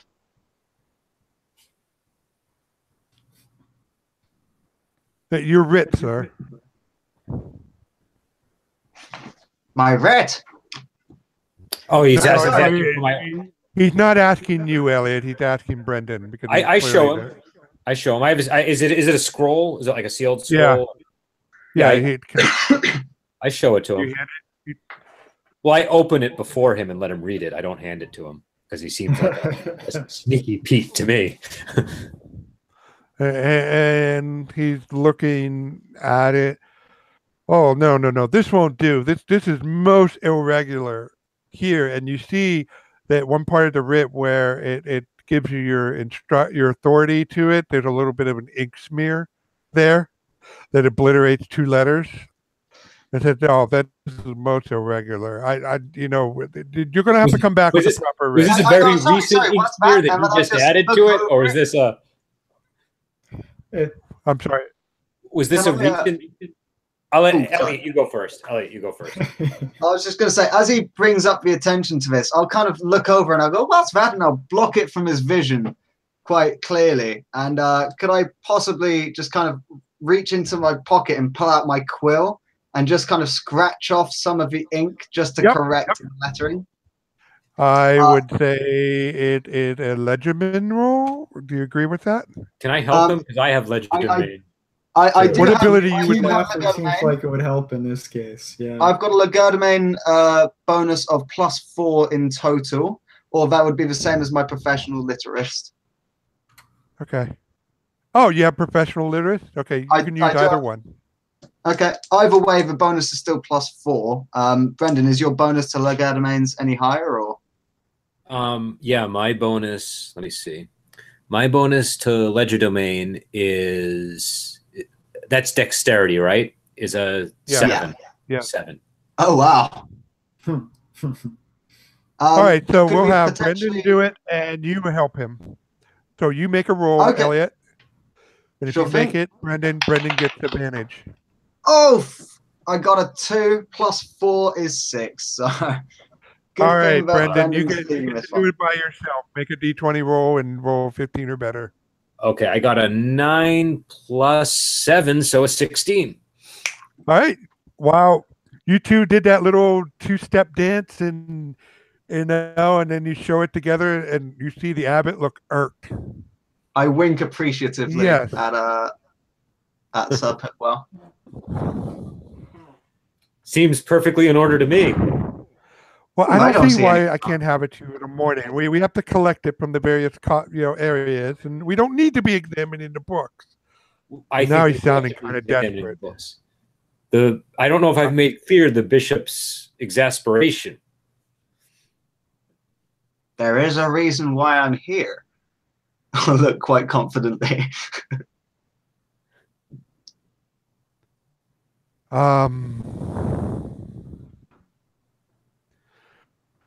All right. Well, I need to get the papers ready. So could you wait outside for a second? Of course, no problem. All right, we'll nod and keep our ears peeled when Oh, we I'll can do you send my clerk in? Is there a low window near this room that he can like dive out of? He's probably There quite is, large. but it's covered with parchment, so you'll have to dive out of it and rip the parchment up and ruin the window. All right. And probably ruin his cassock, which he doesn't want Okay, to so do. the clerk comes in. You're waiting out in the hall, and you hear some muttering. Somebody want to Can I eavesdrop? eavesdrop in on that? Yeah. Yep. I rolled a 6 + 4 is 10. 10, Oh no, that was a 9. 9, So 13. 13. Yeah, you can't quite make it out. Okay. And then you hear some quick muttering, and then you see the clerk come out, and he looks at you guys and scurries down the hall into the main area of the cathedral where the other rooms and stuff, and you hear the door lock behind him. Now you don't hear anything like he burning papers or anything like that, but the clerk looked quite panicked as he leaves. I'm So going what to do you go guys- pick the lock to that door. We hear somebody yell out, "Gigs up, boys!" That's a legerdemain roll? Yep. All right. Okay. Oh, I got a 19. 26. You slip the dagger between the cracks, able to lift the bar up and over, and the door pops open. And you see the abbot on the floor with some floorboards removed, and he lowering the chest into the floor. And he looked, All right. what do you guys do? He has that caught red-handed look. I say detain that abbot. I'm going to step forwards and I'm going to casually kick open the chest and just start, looking through the accounts Adam, whilst what I do you do? leave. I'm going to detain the abbot. Okay. Make an athletic check with All advantage. right. With advantage. Excellent. Where'd my other D20 go? There we go. Given the smallness Can of I the make space an and accounting like check on these papers? All right. That'll give me a 17. all right. You pinned the you got the abbot pin, not on the ground, obviously, but you know, you have him, you have control of him. It's just, on him. What's going? No, leave it alone. Leave it alone. I'm just Okay, so casually looking through the papers. Can I do an accounting check just to start getting an idea of the kind of? Yeah. I got a 15 plus 4 is 19. Okay, you would have succeeded automatically, but it's just seeing if you do it in the time before what's about to happen. Nice. It's obvious they're skimming. The abbot is paying. The abbot isn't so much stealing; he is paying for the best, so everybody could live high. And you see that revenues aren't at what he expected. It's not like a major downturn, but it's enough of a shortfall that he can't pay for what their lifestyle. So he's shortchanging the bishop, trying to shortchange the bishop, delaying the paying the tithe is delaying maintenance. So the monks continue to eat ham and fine quality muttons and still have their wool. And him most of all. Okay, And putting this into order. Wait a minute, Elliot. So you just got done and you're about to speak, and then you see the clerk with 2 temple guards behind him. Look, and you see the abbot. They're accosting me. Unhand me. I demand it. That's under my authority. What do you guys do? Brendan, we'll start with you. I turn around very swiftly and face the guards and the clerk, and I say, I have authority from the bishop. If you want to stop me, you will have to answer to him. And to God. And make a locution roll. Okay. Can I assist him? Yes. Okay. Why don't you make the assistant roll? All right. I got a 13. 5 plus 6 is 11. Okay. What did you get, Adam or Brendan? I got a 13 on my roll. Okay, that's good enough. It's not. It's obvious with that written everything. It's not a very difficult roll. They stop and hesitate. Now, Elliot, you may say what you want to say. So, looking at this, it's pretty obvious that you have all been shirking your duties as proper religious men. As we all know, when you are of a religious sort, you do away with all of life's unvirtuous trappings. Obviously, you haven't learned this lesson quite well enough yet. You eat your ham and you drink your wine and your fancy cheeses and you dress up in your nice warm cassocks. Well, I'll be happy to let you know that there is a way that you can repent and to properly prostrate yourself before the glory of God and his bishop, of course. And so, to do that, we must liquidate some of your assets.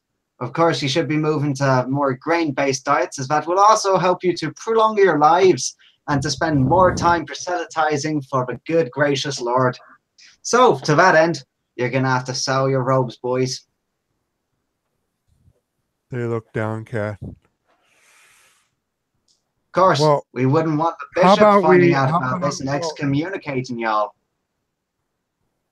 Well, good sir, we're always looking to invest in, and I'm sure, and he's looking at you, Adam, and I start Sir laughing. Broderick.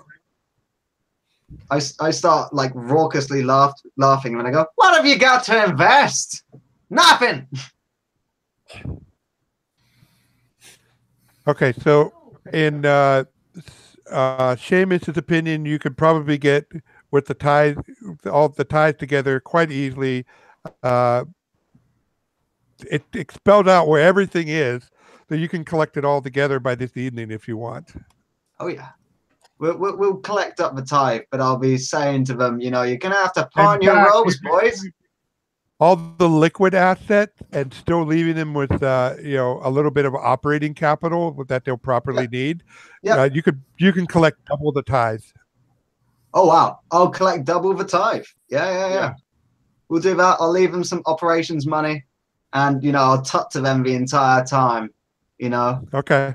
And I'd kind of fancy a robe like this myself. How much are they going for nowadays?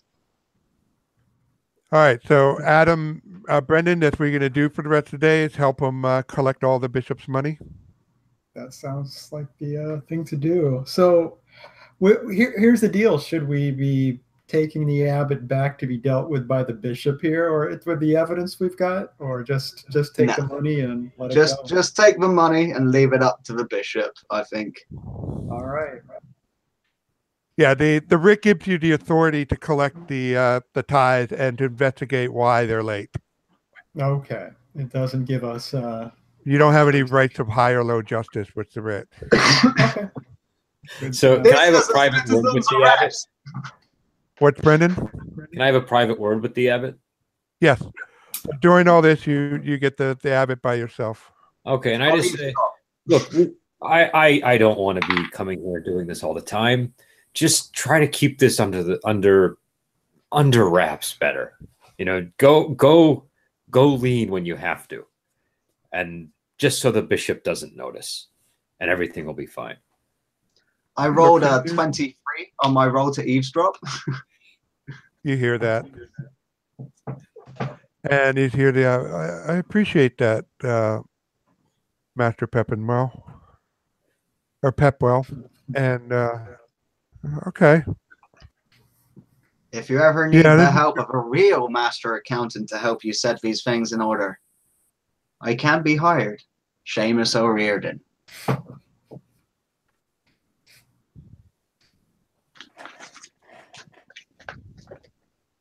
Well, I know you have to return to the bishop, but if you guys are willing to, why would you help me? Because the bishop is your patron. You're kind of saying that for all three of you. The idea is that you keep the bishop happy, but you also keep yourself happy, and along the way, make us happy too. You see, a harmonious relationship with all of us involved in it. Isn't that what God would want? How much it would be to keep you guys happy? Well, of course, it depends on the takings. We can't have anybody having their cogs go squeaky inside of this operation. That's where my discretion comes in, and I take only based on what is actually available at the time. Well, Elliot, when you were looking through the paper, you notice obviously this bishop isn't as skilled as you are. Or the abbot isn't as skilled as you are. So you could, if with his, with my investment knowledge and my capital and business strategies, I could even serve to help better the economy of this place in itself. So I'm just trying to get myself wedged in as I'll be in charge of the finances. All right, so you make a locution roll on that basis. Of course, this is only provided, but we come back to this place. We may just ignore it in the future. This could all just be lip talk. But let's see what happens with how we step into here. I rolled an 18, so plus 6 is 24. I can't believe I'm saying this, Seamus, but yeah, you know what? You got me interested. I always do. Okay, you're welcome to come back, and I would appreciate any turn to you, Master Peppenwell, and you, Sir Broderick. If you can come to an arrangement, I think I can see how this can be profitable for all of us. So I think as long as we can get the bishop his money now and make sure that the tithes are regularly sent, things should be fine. As long as the bishop has no reason to send us back. You have to take double, though? I'm sorry? But you have to take all of it? No, but put up a front. Do you have to wear these fine robes in front of everyone? Can't you wear them when behind closed doors? Oh, right. Have some discretion, man. Okay, God, so we're near the end of the day, and you've collected all the money. Okay. So it's getting to about an hour before sundown. Once we leave, I'll just kind of like snort and I'll mutter to the party outside of earshot of any villagers and stuff. And I'll go, we had to get all of it so that I could get a better cut. I wasn't even bought into this contract in the first place. Anyways, you guys enjoy your dinner with the mayor. I'll go and see to the Smithy family. Okay. So, and Adam, do you do anything during all this? No, actually, I'm Help us fine carry with the loot. this. Yeah, I'm not I don't Okay. have anything to add. All right. Sir Broderick and Master Peppenwell are going to the manor house, so we'll handle that first. Mhm. Okay. Okay. We have So a you dinner arrive. with, Sir Austere, right? Yep, Sir Austere. Said, welcome, welcome. Come, please sit. I sit down. What are they serving? They are serving a roast beef. Oh, my favorite. Yep, with a Nice. glaze and candied apples. It's quite a spread. Bastard. Okay. Politely. Well, I'll wait for them to serve, and then I'll politely. You see the mother looking at you and kind of glaring at you, like, who are you and why you want to marry my daughter kind of look. How is the father looking at me? He's schmoozing you. Okay. He's really I intrigued with the smile at the idea wife.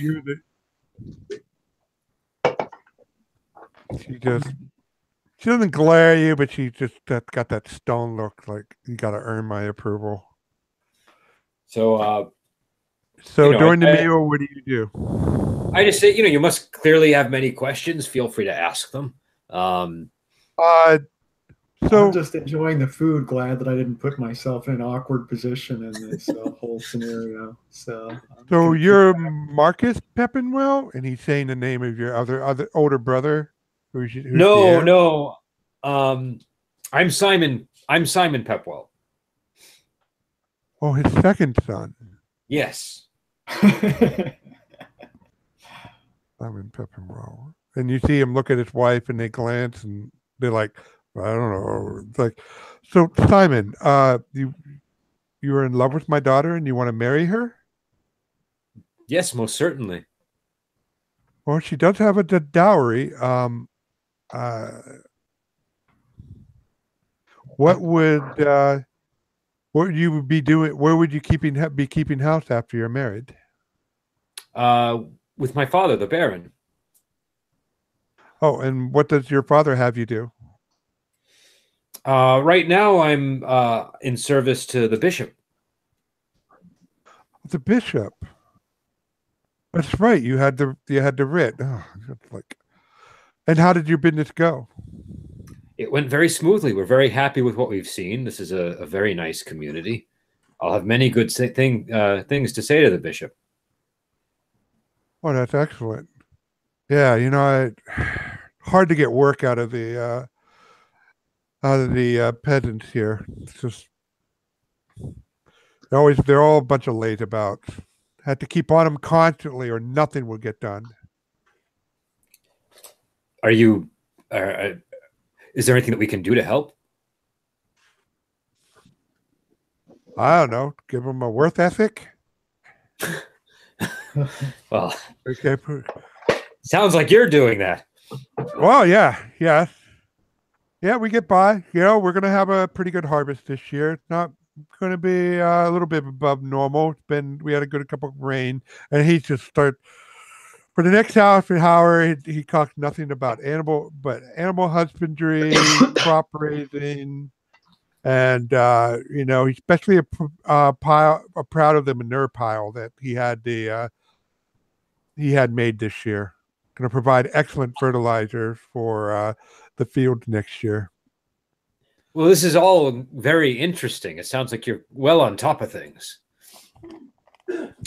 Well, I guess we have the feast of St. Albert in 2 weeks, but afterwards, I think I can spare some time to come down to your father, and we can talk about the arrangement and see if we're amicable about, see if we can come to an arrangement about you marrying my daughter. I see. Let me ask you, Rob, just out of curiosity, what would how bad would it be if I asked to bring her to my father's manor during the between now and then? It Would really that be depends on how egregious? well you woo them. If you can throw them off enough with good language and I just stuff, want to know what kind of social barrier I'm breaching here if I suggest it. Marriage between nobles is a form of contract. He is going to give you her dowry, which is going to be probably 1,000 silver pennies for somebody of his means. Can I make a suggestion? Suggest that good old Seamus O'Riordan puts forth all these matters right here, right now, acting on behalf of the Baron or whatever. Like, well, if he survives this dinner, then you can tell him that give him that suggestion. But you're at the Smith house. That's I'm fair. at the Smith. That's fair. I'm at the Smith. So anyway, to answer your question, is a noble. It basically you sent that the Baron, Sir Austere, is leaping at the chance of being associated with the Baron, a family of a Baron. He's disappointed that you're a second son, but not entirely so. I mean, of course, there's always the chance that your brother might kick the bucket and you are the heir, but you are the son of a Baron, which is a higher social status than he is. Okay, so how about this? I agree with you, but you must understand that there is a gap in our standing that could be a problem, and I would like to smooth it over first. My father's a very reasonable man, but I think if I can introduce your daughter to him beforehand, it will go more smoothly. They both kind of skeptical. Make a locution roll. I got a 22. Huh. Oh, that's a pretty damn good result. Because if you made it 15, they would have insisted on a chaperone. But I was thinking, what are you going to do? Roll up a 20 or higher? Well, Sir Broderick, will you act as her protector? Of course. I'd gladly lend my sword to protect my companion's love. And will you also make sure that she remains chaste and everything is proper between the two? I promise you that he will not lay a hand on her. Okay. I will have to insist that her maid, Matilda. Yes. This is Matilda. This is her maid. And she would be company as a chaperone, if that's all right with you. It's perfectly acceptable. Now, Brendan, you know having a maid as a chaperone, especially a maid of the same age as her, that's really not much of a chaperone. Okay. It's her busy mate. Right. In the whole world. No, I'm just now trying to think what I got to do when I get to my father, because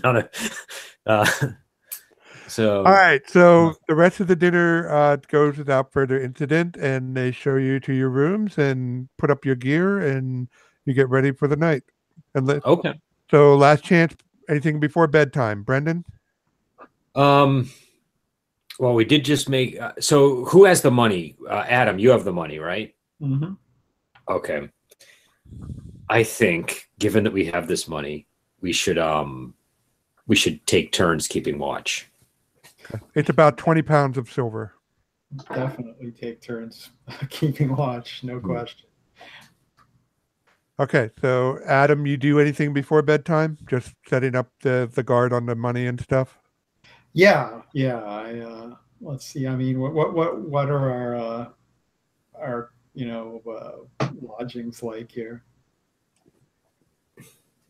I'm sorry. Did you ask a question? I didn't quite hear. Oh yeah, I'm sorry. What are our lodgings like? What's the situation? It's on the second floor, and the the manor house has a stone wall, but all the interior is wood, and they basically go up a stairs, and it's like this second floor with about 5 rooms in a row. With each room, the 2 end rooms obviously have 2 outside walls with 2 windows. They put you one of the center of the room that has a single window out to the outside. Okay. So we have separate rooms then? No, you're actually in the same room. Okay, good. They don't have that That's many fine. rooms. Yeah, just double You have checking. separate beds. That's So. the ideal.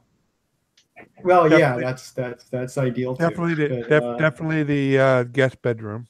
Great. Now they've just got one bed which is shaped like a love heart and has roses scattered on it. There you go. All right, Elliot, you arrive at the smithy, and you see straighten up my clothing before I enter. And you see the smith just washing up. Oh, welcome, Seamus. Come, please. Thank you very much. Pleasure to be here. And you see a bunch of kids younger than Anson. There's a 10-year-old, an 8-year-old, and a 7-year-old. You see the 8-year-old. He's like has red hair. Hey, you're my height.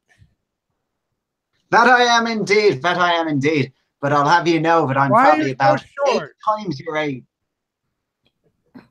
8 times? Yes. Starts counting on his fingers. That's many. That is many indeed. Many indeed. Thomas, we have long lives. Leave the guest alone. No, it's fine. But he's short, Dad. Look at him. And he's I kind of like puff out my chest. 8 times as old as I am. He's a hobbit from Limerickshire. Hobbit. You know your things, Mr. Hanson. You do.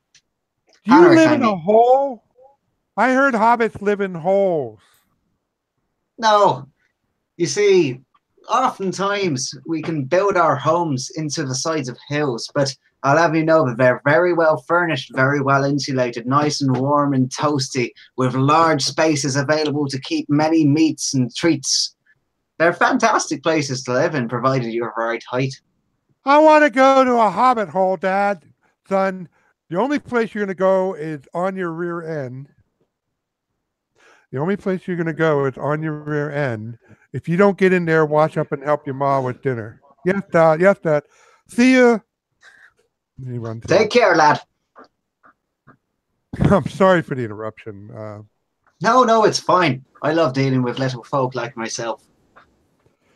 All right, they sit down, and it's like a huge raucous family, and you see Anson there, and he's kind of quiet during the conversation. So during the dinner, he said, "So what do you have in mind for my boy?"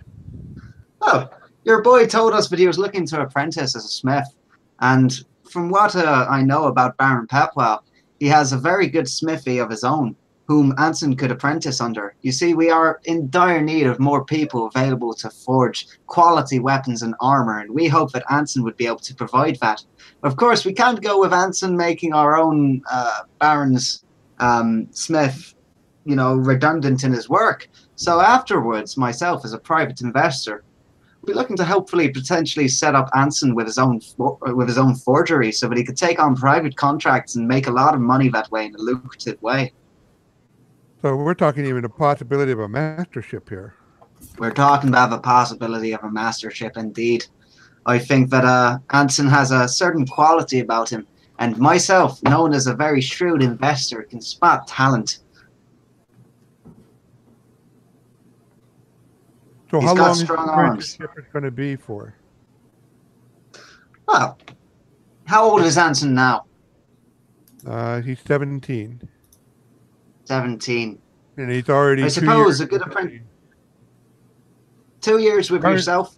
I suppose 3 years would be good for a rounding off, though potentially 4 or 5, just to make sure that he's got all of the potential tricks of a trade in making quality arms and armor. We cannot skimp on those details, of course. How about 4? We call it 4, and I'll agree to. I'll sign his apprenticeship over to you. I think that would be acceptable, of course. Okay. And of we'll course, be leaving tomorrow. the usual fee, 120 silver pennies. So. Pardon? Of course, the usual gratuity, the 120 silver pennies. To pay to 4 him. years, 100. Yeah, to pay to the father. The father pays to us. No, you pay him 120 Okay, pennies. no problem. I fish out the 120 silver pennies, and how we haven't had the food yet, have we? Yeah, this is all happening during dinner. Okay, what is the food that we're eating?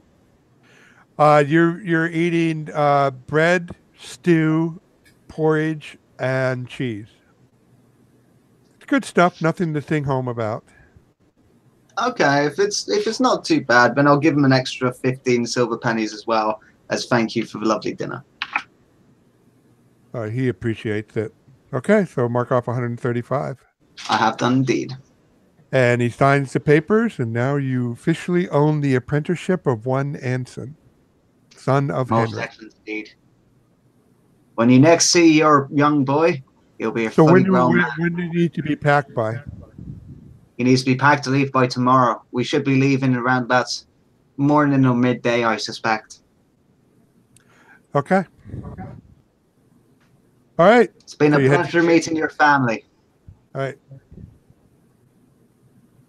But I must be making my way now. I've got to get to the inn and make sure that I've got my room for the night. Okay. So you get to the inn, and you have no problems getting your room. Apparently, they have one that's always available for the use of the use of the abbot or the bailiff. Most excellent. All right. So nothing happens that night. You, Sir Broderick and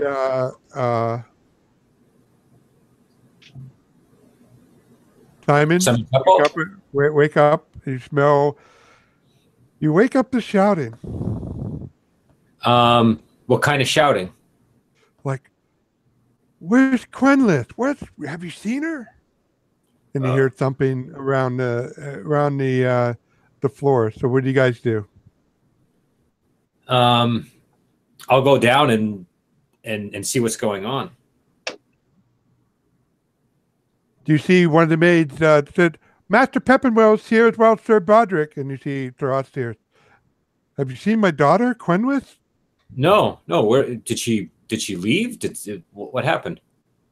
She's nowhere to be seen, and one of our riding horses is gone. All right, let's go. I'm going to go outside with them and Sir Broderick and see if we can see where this horse might have traveled to. You look around, and both of you make perception checks. This is not just about going outside. This is being part of the whole situation. I don't think Adam is with us right now, but I got an unmodified 12. Actually, okay. I might have a bonus. Let me just double check. I don't think I do. Do you have anything? Oh no, I got a 13. Okay. You're searching around looking for horse tracks, and you notice under her window some glittery substance. Glittery substance. Okay, I'll examine it a little bit. Seen this before on one of your adventures. It looks like pixie dust. Uh-oh. I'll look at the father. Are you having a problem with pixies in the area? Fairies? Well, there's some pixie dust here. No, what's going on? Rob, in my experience with pixies, what does the pixie dust? Whatever Brendan knows about pixie, all the myth, there's variety of interpretation. That's your character. Your one experience with this is they're highly magical creatures, a pain in the ass to deal with. I think it's possible the pixies have stolen your daughter.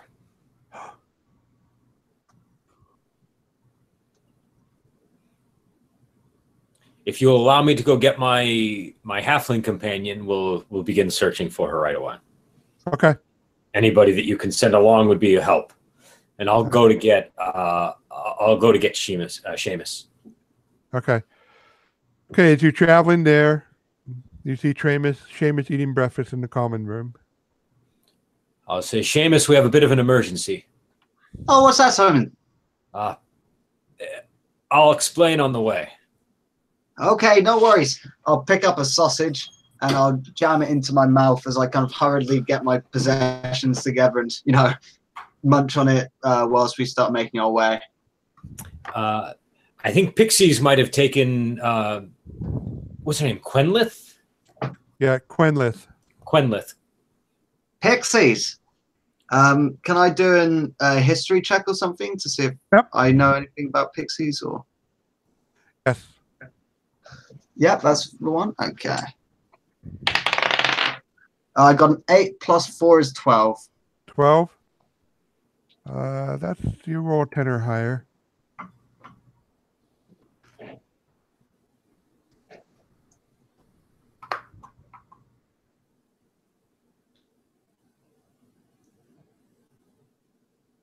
Who's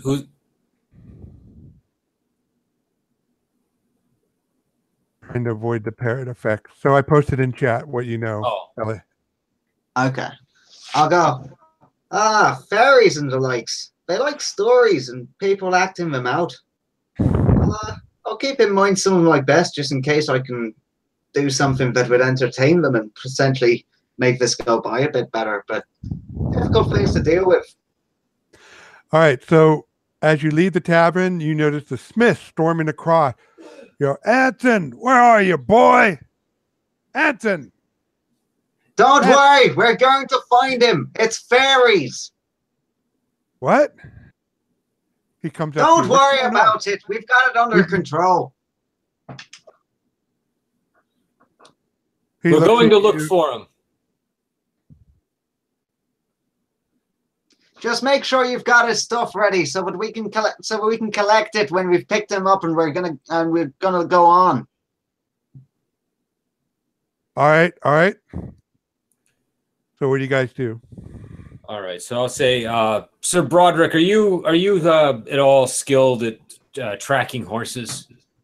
Tracking horses. Horses are usually fairly easy to track, what with their hooves and all. Will I show him where the horse left from and see if he can find his way? So, this is for a timing. So make a survival roll. Can I help out? Who's making it? Yeah, everybody make their survival or perception check, whatever's better.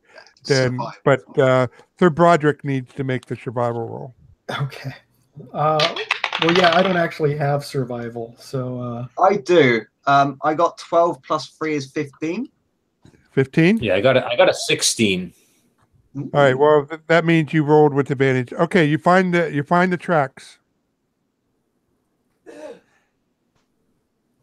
All right, so you head out of town, down south, and the tracks quickly diverge, and you find two sets of tracks. You see that the horse is obviously carrying two riders. Okay. Go ahead. I'm sorry. Okay. And you see that they must have left really early in the morning. We're talking like 3 o'clock in the morning or something. So they have a couple hours head start on you. Mm-hmm. And you're able to track them through the forest. And then finally they lead up to an entrance to a cave. Okay.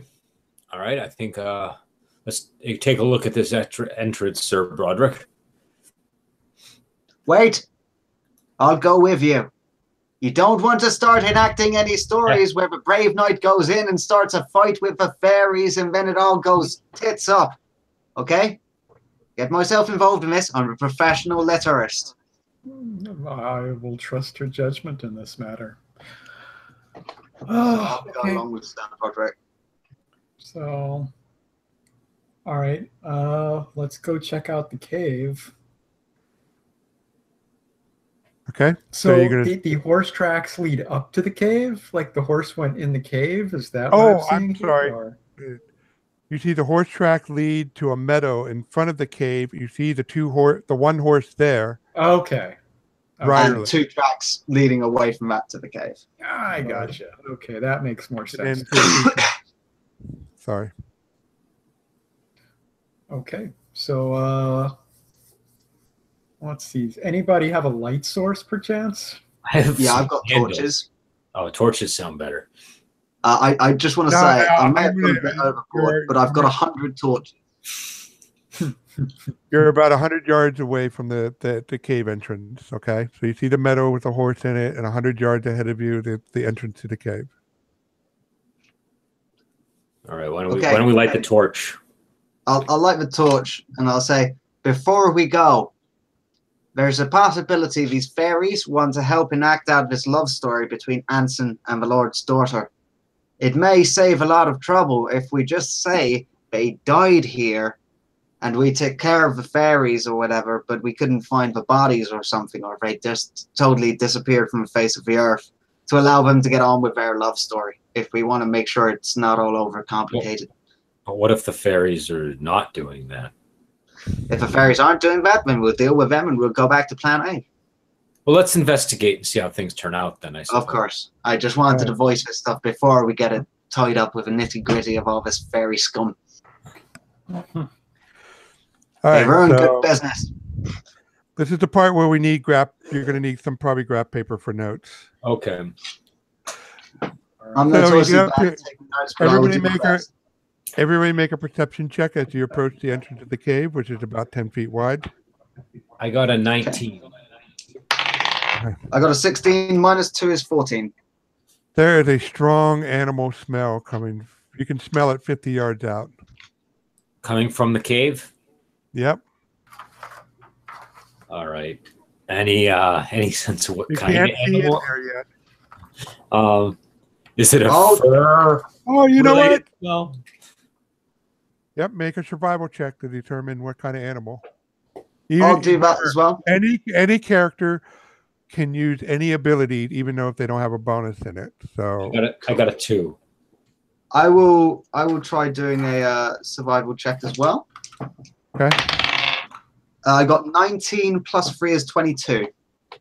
I got a You're 2. pretty sure they're wolves. It's wolves, boys. Okay. I guess I draw my sword and I attempt to sneak in, slightly separating myself from the group. I will mutter under my breath to my sword, Karn went on. We're going to possibly see some blood today. All right, make a stealth roll. I'll go right in behind him. 15 plus 6 is 21. All right, you approach. You can be right at the cave entrance if you want, but once you get about 20 feet of it, you see that there are 2 wargs, giant wolves inside the cave entrance. And they haven't spotted me yet.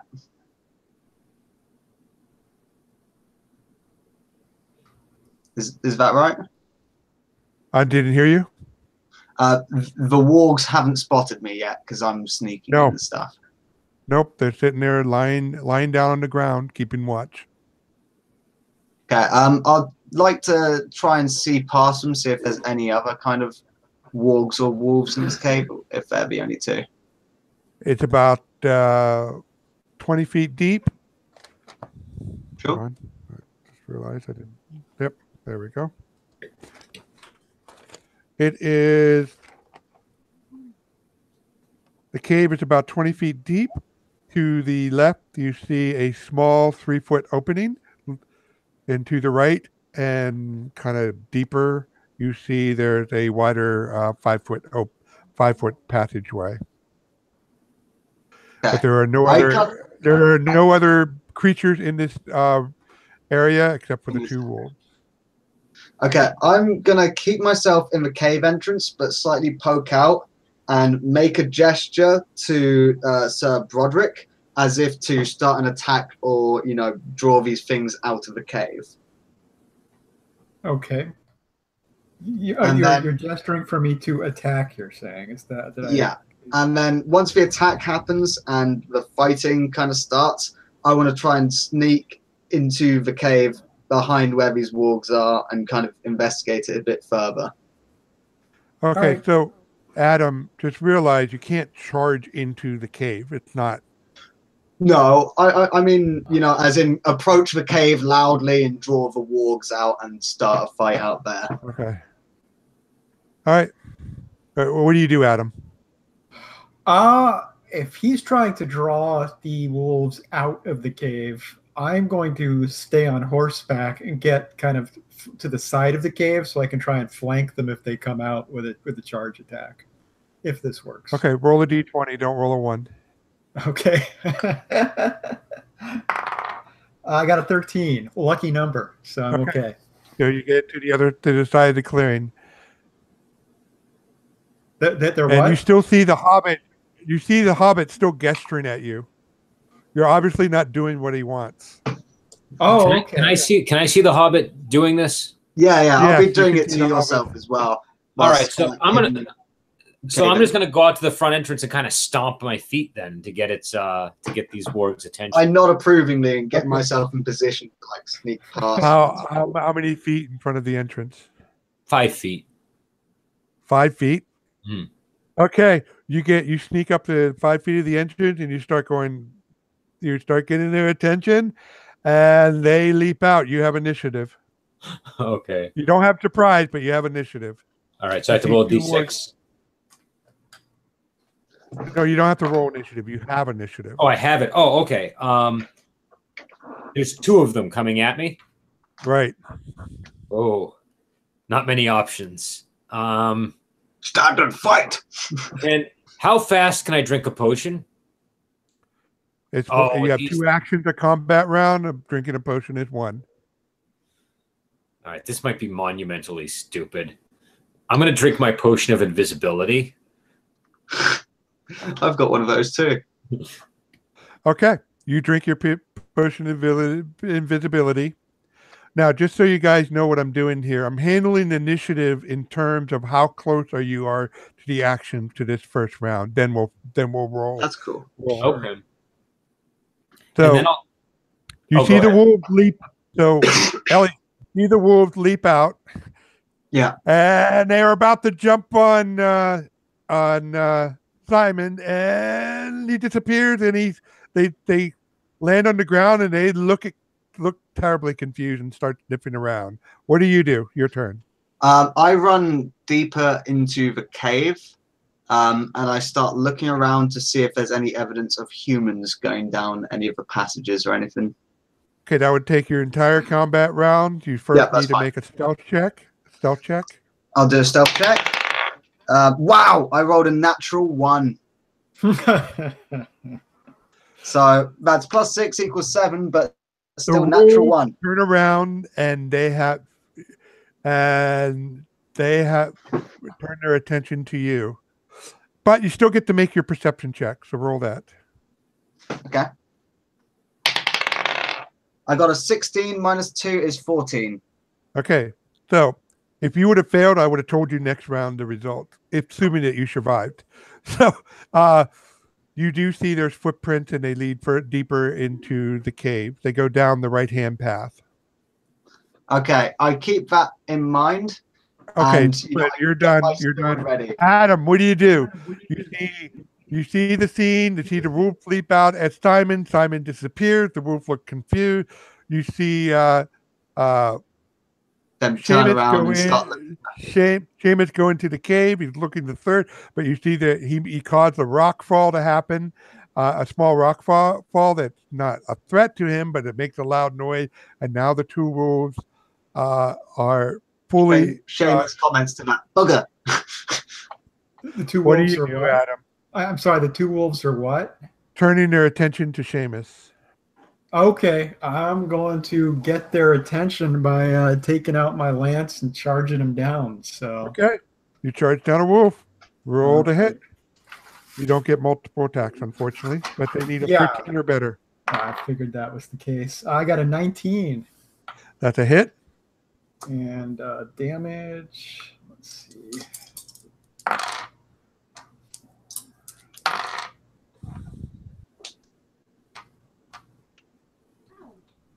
That's 11 points. 11 points. The wolf yelps loudly, but still is up. All right. as you gallop thunder past and you're 40 feet away from the wolf.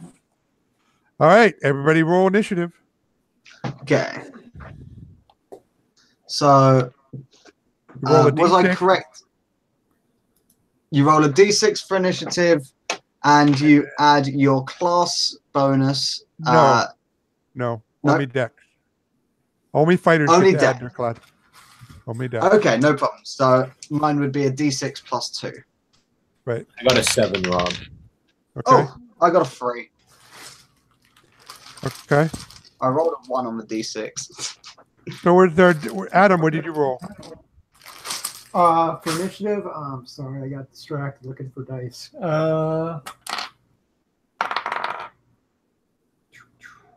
I got a 15. 15? Yeah.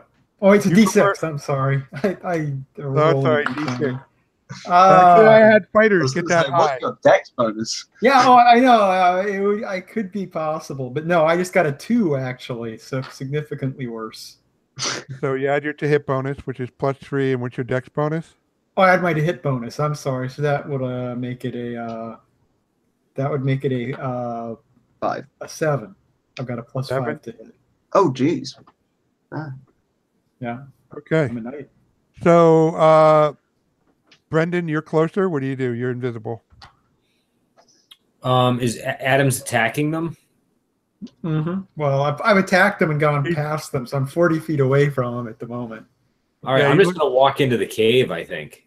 I don't Okay. know if I want to hurt these things right now. If we can So avoid. that's your move action. You're in the cave. You look around, and in the sunlight that's streaming in the cave, you see there's a narrow 3-foot passage to your left and a wider 5-foot passage to your right. I'm in front of a right passage. Narrow And to you've seen a hobbit who's sweating a lot. All right, I'll walk over to where the hobbit is. Okay. You can hold your action, your attack action if you want. Yeah. Yeah, I'd like to do that if I could. Okay. You can hold your attack action. Adam, you're next. Your turn. Okay, so are the wolves still out in the open? Yep. You got one that's grievously injured and one that's not injured. I'm going to try and take out the injured one. Okay. Well, how grievously? Are we talking grievously like he's barely functioning or just Barely just functioning. barely functioning? In that case, I'll go after the other one, actually. I'm going to see if I can try and name them both, make them a little more bite-sized. Okay. So that's 19 again. So That's a hit. yeah. And let's see, damage. Actually found some four-siders now.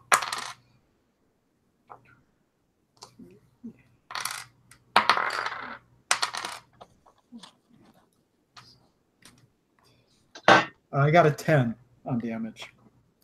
A 10? Mm-hmm. You have grievously injured that wolf as well. Okay. Now it's their turn. They turn your attention to you. Okay, so 1 to 3, they attack you. 4 to 6, they attack the horse. They come thundering after you. Okay, you and one on the horse. They're working together, so they get advantage. The one on you, I rolled a 20. Did I hit? Yeah, that's a hit. Okay. I rolled a 3. You take 4 points of damage. Okay.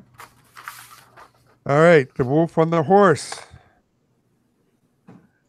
Your horse has armor class 12. That's a hit. I rolled a 6. Does 7 points of damage to your horse. Your horse has 10 hit points. Okay, horse hit points. Your horse squealed. Make a riding check, which is an athletic roll. Yeah. Okay.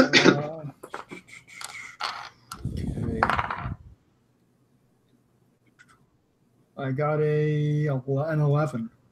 11? Yeah. All right, make a saving throw. You're thrown off your horse. Yeah. Okay. I got a 7, so I needed a 14. So not good. Okay, you fall and you take 5 points of damage as you land on the ground.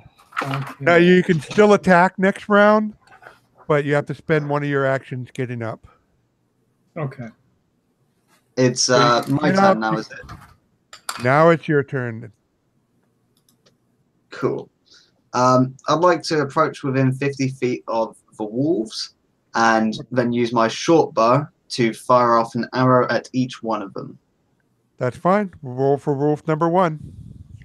Sure thing. And I add my dexterity bonus, don't I? Right, to the hit roll. Yeah, not to the damage roll. I got a 19 on the first one. That's a hit. And I got a 7 on the second one. That's a miss. Okay, so roll one damage roll. I got a 1 on the damage roll. Okay, the wolf, you pluck an arrow in it. Brendan, you had a held action. What do you do with it? Can I fire my crossbow at one of these guys? Are they within 60 feet? Yes, they are. And you'll be visible, though. That's okay. I think that was a waste of my potion just now anyways. I got... Hold on, I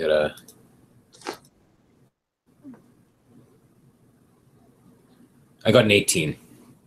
That's a hit. Okay. 4. 4. And one wolf goes down. Everybody roll initiative. Sure I thing. roll initiative every round. All right. I got a 5. Okay. I got 3 again. I actually got Okay. I'm that. going to switch this die because it just keeps on rolling once. All right. So, Adam, you have Sir Wolf on him, but it's you got initiative.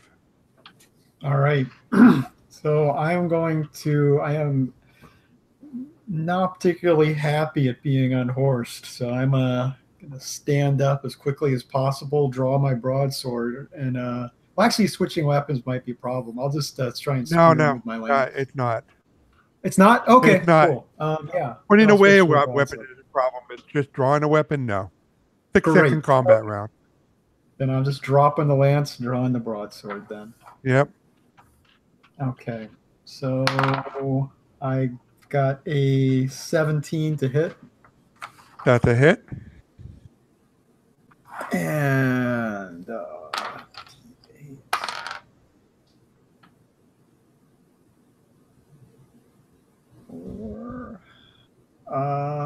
I got a 7 damage. And you slice half the wolf's skull away as you swing your sword. Nice. And then you see your warhorse lash out with both hooves and just simply pulp the wolf into the ground. I approve. Okay. And So we're out of combat. Excellent. I'm going to tend to my horse. I'm going to take 10 minutes and patch up my horse. Which Well, I'm will, actually going to run up and I go, "Oh, poor beast. Looks like he's been hurt somewhat. Do you want a potion to help him, to help alleviate his wounds?" I have that under control, actually. So I'm going to use my veterinary skills, which will give him 6 hit points back if I have 10 minutes to spare. Yes, you do. All is well then. Okay, Yeah. so you gave him 6 hit points back, and he's only down 1 hit point of damage. Great. I will take a healing potion myself. Though I have one. I don't need to buy one, though. Thank you very much, James. No problem. But, I will chug a potion myself here. Did you take damage? Oh yeah. I lost a pretty good amount of hit points there. Unlucky. Oh yeah, because you got dropped as well. 5. Yeah, I got it. You know, I've even got a healing potion extra, which is 3d8 plus 3. So if we're ever in really bad shape. Excellent. But yeah, I mean, let me see. How much does a healing potion get me up? 1d8, isn't it? 1d8 plus 1. Yeah. 1, okay. Yep. Let me see. I have one of the really potent healing potions too if we really need something I've to... got one hand as well.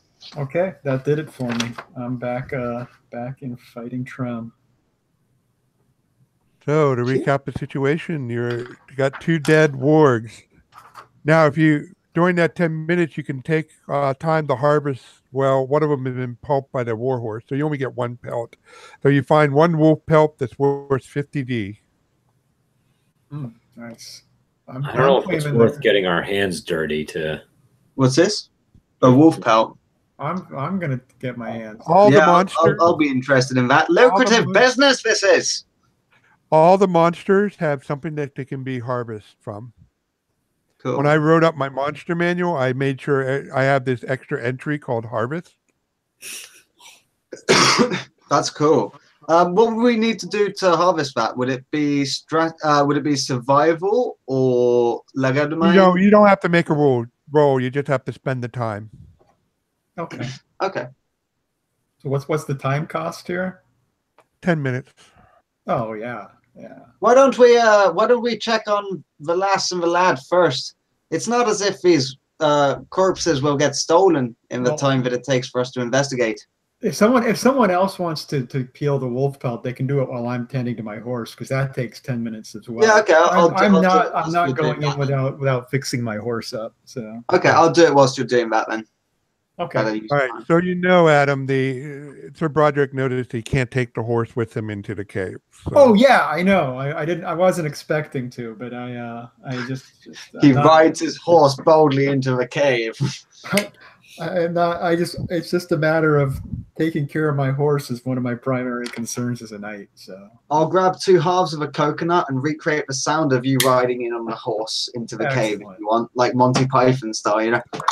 Perfect. Yeah. There you go. All right. So again, your choices. The footprints lead up the right-hand passage, which goes to the right and deeper into the cave, while to your left, and it's a direct left, there's a smaller 3-foot passageway that you have to go through single file. We'll go to the right. The footprints lead that way. Which way do they lead? The right passage. Okay, yeah, we'll go that way then. Okay. So you go to the right and deeper, so it's sort of like an angle. Okay. And I'm shuffling papers here because I stacked everything on top of the map. All right, there you go. 1, 2, 3, 4, 5, 6, 60 feet. 60 feet. Okay. However, you quickly douse your torch midway because you notice at the end of this passageway, 30 feet.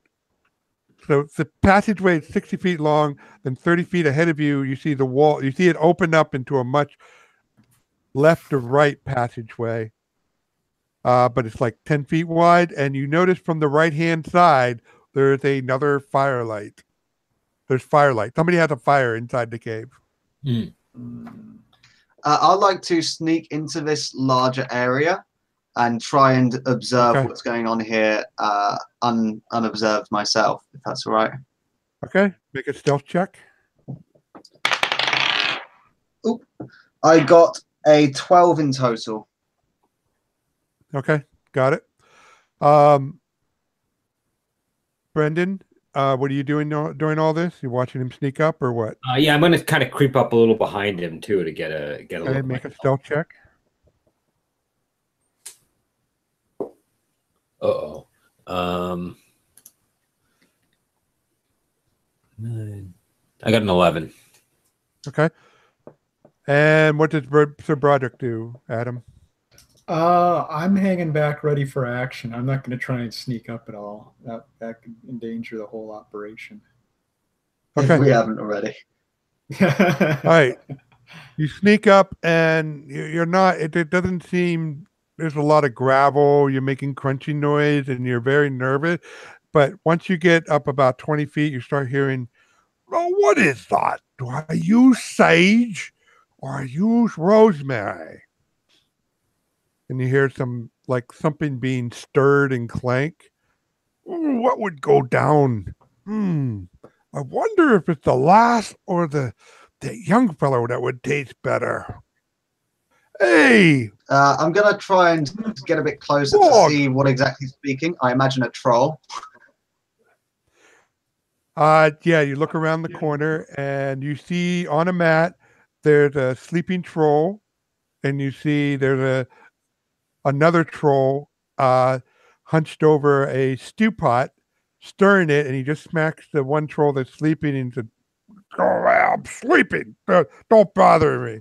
"Well, what did I use? Though it's sage or rosemary." "And I don't care. Use the sage. You use rosemary all the damn time. I'm tired of effing rosemary."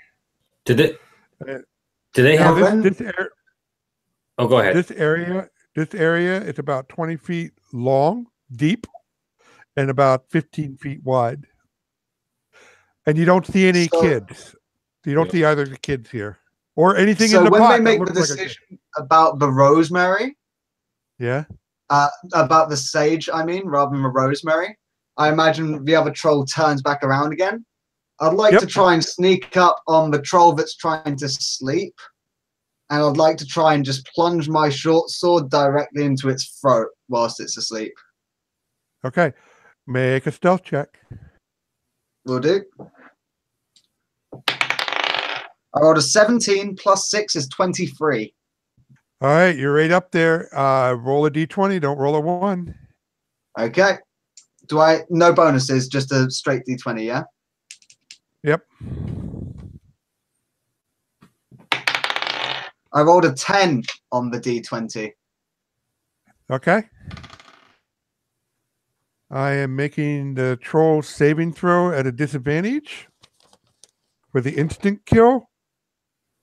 And they have a save of 11, and I rolled a 16 and a 9, so the 9 hold, and the troll goes down. But because you roll a 10, they go, "Oh!" And you hear, "What? What? No, not Nog!" Roll initiative. Sure thing. Now, Brandon and Adam, you go last. Okay. You'll get the roll initiative next round. Did you say me and You and Adam Don't fall off the table. go last. The troll doesn't know you two are there. And you're kind of away from the action. Okay. Now, don't hesitate to interrupt me, when I'm interacting with any of you. Any of you interrupt me when you want to do something. Okay, I got a 7 on the initiative. Okay? The troll got a 6, so you have initiative. What do you do? Ooh, nice one. Wielding my sword, Cardenwenan, I'm going to look at the big hideous troll, and I'll go, "There'll be no long pink on the menu tonight, big un." And then I'll run between his legs and try and hamstring him. As then I dive seemingly behind the campfire or the pot or whatever, but he's obviously got these kids trapped in. Okay. Roll to hit. Okay, so I'm using my short sword. If it's a light melee weapon, what stat bonus is it? Is it strength or is it dexterity? It's still strength. Okay, so my strength is -1.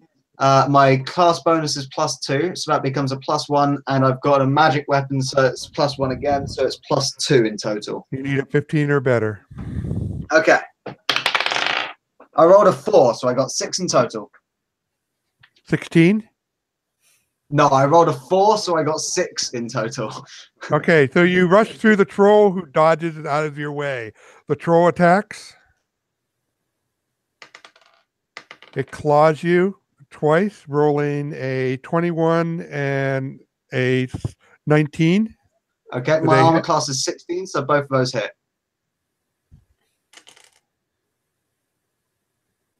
Does 4 points of damage. Okay. And then he opens his maw and he tries to bite you on your shoulder, and you easily dodge out of the way because I rolled an 11. Okay. So I took 4 points of damage in total, is that right? That is correct. Brendan, I'll make a perception check, Elliot. A perception check. I rolled a 2 in total. Okay. Brendan, your turn. Okay, I'm gonna fire my crossbow. Okay. You rush up there and you fire your crossbow. Yep. You're gonna be about 20 feet away from the troll. Okay. Ooh.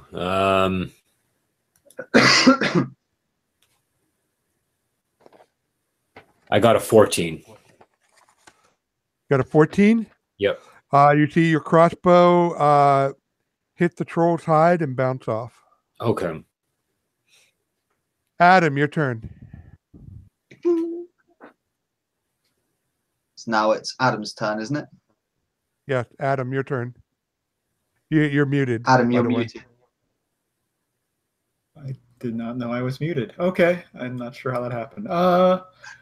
Yeah, man, I had some delusion that I had a bonus to fight large creatures, but I must have imagined that. I don't see it other night. Never mind. So I will just charge in there with my broadsword and see if I can get close enough to attack. Okay. 15 or better. All right. Hey, with 15 and my +5, so that takes me to 20. That's a hit. All right, so on D8.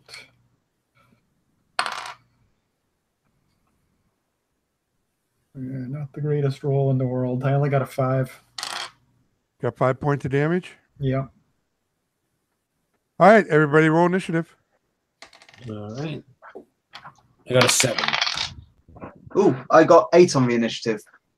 My highest roll possible. I got 11. Okay, Adam, you get to go again. Excellent. I take another swing. Maybe I'll roll better damage this time. So that's a 18 to hit. 18? Yep. That's a hit.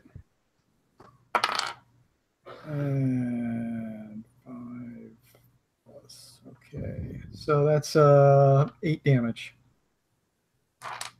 8 damage. Mm-hmm. Okay. Elliot, your turn. Cool. I'd like to stab my short sword Cardenwenan into the troll's foot. Okay. So I'll roll to hit at +2. Yep. And I rolled an 8, so I miss. You missed. He dodged out of your way. Could I What's do a going on here? As he dances around.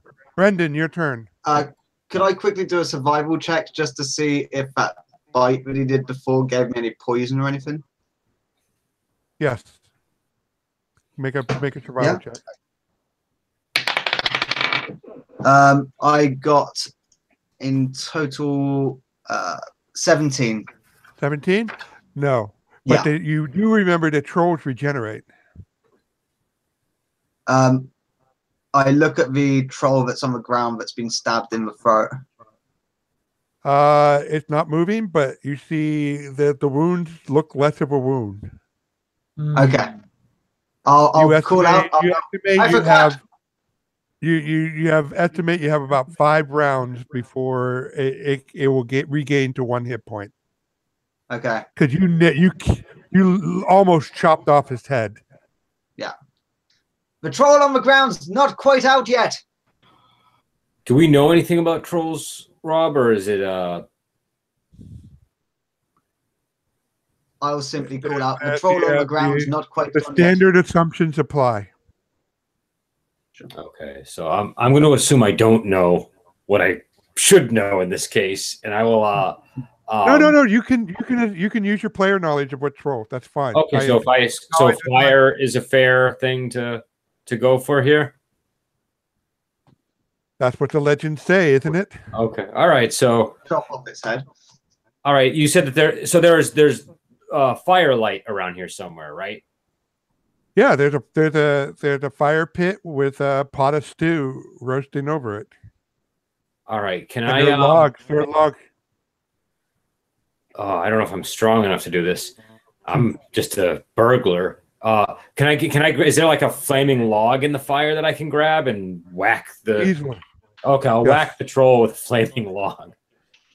All right, you rush over the fire, grab the logs, plunge it into the troll. Roll a d20, don't roll a 1. All right. But it's going to take your entire round to do this. All right, I got an 18. Okay. And the troll is now dead. Okay, so let's see. Adam went. Brendan went. The troll's turn. Okay, so let's see. Adam, he 5 to 6. He'll still attack you, Elliot, for being so annoying. 1 to 4. He turned to the guy who's really been hurting him a lot. Nope, he goes after you, Elliot. I rolled a 5. Okay, nice one. Okay, he swings his claw. Stand still, little man. Okay, I think he misses with a 14, but he hits with a 21. Yeah, that'll hit. And then he bites you.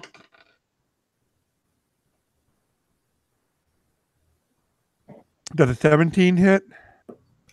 A 17. No, not you, Adam. Elliot. okay. Elliot. A 17 does hit, yeah. Okay. So, whoa, that's not good. You take 5 points of damage. I rolled a 1 on a T8. You suffer a glancing wound from the bite, and his claw rakes you and draws lots of blood. How much damage? 5 points.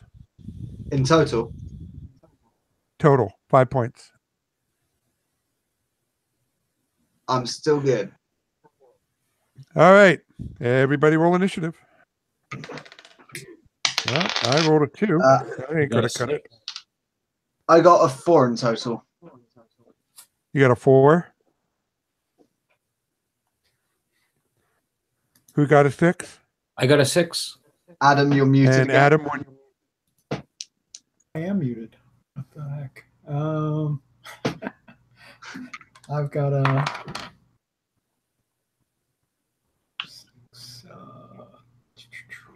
I've got an 8. An 8? You go first, Adam. Okay. All right. Go after this troll again here. I only got a 10 to hit this time. Oh, the troll dodges out of your blow. Brendan. All right, can I grab another log and whack the standing troll? Yes, you can.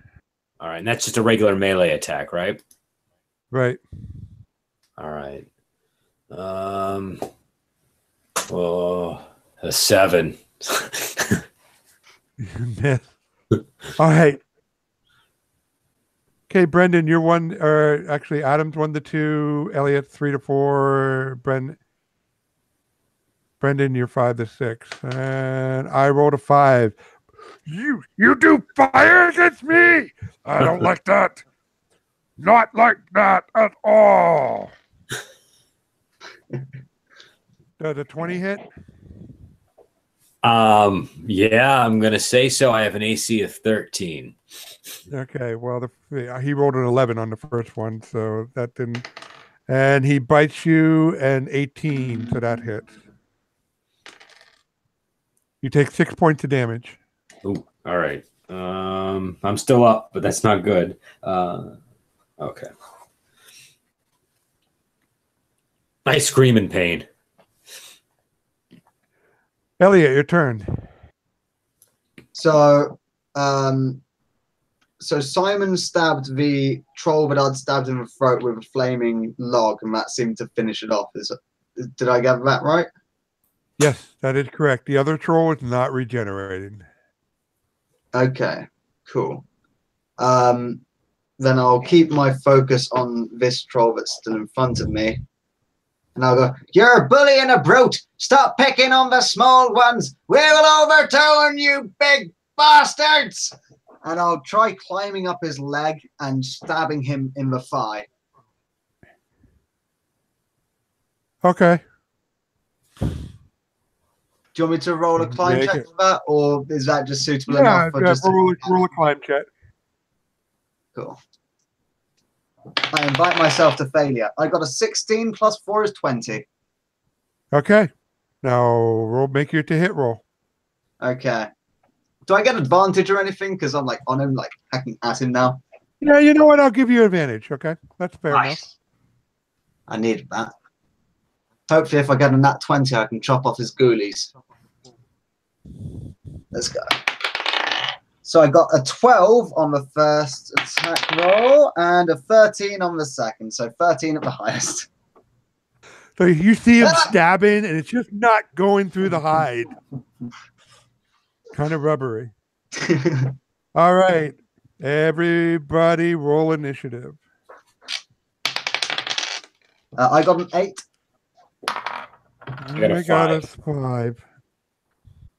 I've got a 10. Okay, Adam, once again, you go first. All right. Let's see if I can finally put this thing down here. Oh, you have advantage. Oh, I do. Because the troll is extracted by the little halfling who climbed up on him. Excellent. And you have advantage as well, Brennan. Okay. That gives me an 18 to hit. You hit. All right. And 9 damage. Oh, that hurts the troll grievously. Brendan, your turn. No. Your turn, Elliot. Okay. Yes, Master Spirit! We can take this big brute down! And I'll stab him again. Aiming to try and stab him in the cock this time, because I'm really pissed off with this big troll brute. Do I get advantage on this? Yes, you do. Okay, I rolled 17 on the first roll. And 9 on the second roll, so 17 to hit. Oh, that's right. Roll damage. Nice. Okay, so short sword is 1d6 plus 1, and the extra magic damage bonus is another plus 1, so 1d6 plus 2. I believe that's correct. I'll double check that. I got a 4, so that would be 6 if I'm right. Nope, short sword is just 1d6 damage, so it's 5 damage in total. 5 damage. Okay. Yeah. Make a saving throw. Myself? Yes, you. Will do. My saving throw score is 12. I got a 5. Okay. So you see him reach up, stab him in the nads. And you don't know what it is about trolls, but apparently they have a lot of blood arteries there or something, because just blood comes pouring out and just dumps all over the hobbit. As the hobbit and the troll comes crashing down, and the hobbit fails to dodge. You don't take any damage. It's just me having fun. I'll tell you after this session about another encounter that I've had between trolls and a dwarf called Reed. Is the troll still alive, or is it collapsing?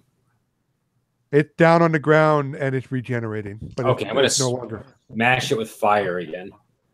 Okay. Roll a d20. Don't roll a 1. Oh, I got a 1. Everybody roll initiative. Oh, great. Sorry, guys. I got a 6. I got a 6 again, so that's 8. 7.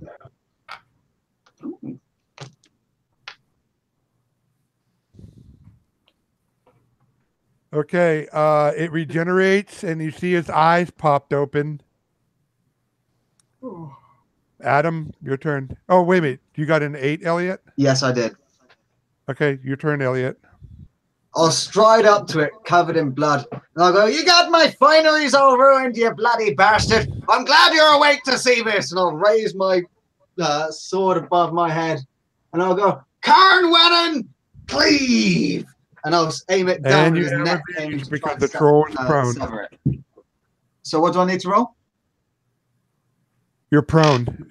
I mean, you have advantage, but you still got to roll 15 or better. Nice. So I got a 11 on the first roll and a 16 on the second roll. That's what I needed. He almost didn't make it, but that final push drove the sword home. Yes. Do I roll damage or? Yes, you need to roll damage. Okay, so 1d6 plus 1. Oh, that fell off the table. And it did again. Let me clear a space. I rolled a 1, so that's 2 damage. 2 damage, and the troll collapsed down. Okay. Brendan, you have the firebrand, so roll a d20. Right. A 13. All right. And you kill the troll. Any sign of the kids in this area? I look at the pot that's being cooked, and I go, take off the lid! I can't reach! Take off the lid! I'll open the lid to the pot. Oh, it is the worst smelling stew that you ever. It's the worst smell that you ever heard. You smelled of a stew, but there are no human parts in it. Okay, all right, that's cool. But you see an orc head bob to the surface. Ah, all right. So this passage we went down, is it a dead end or was there a two-way? I mean, I remember you saying something about a two-way passage here.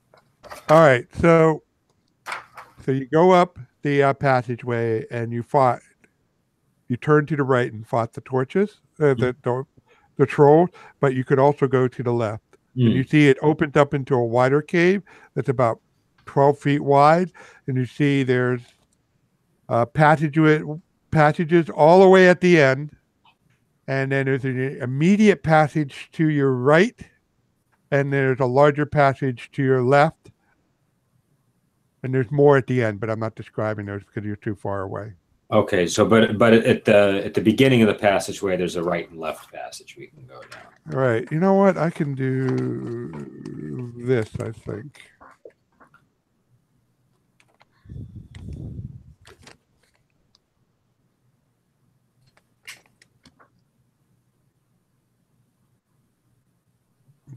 There, do you guys see that?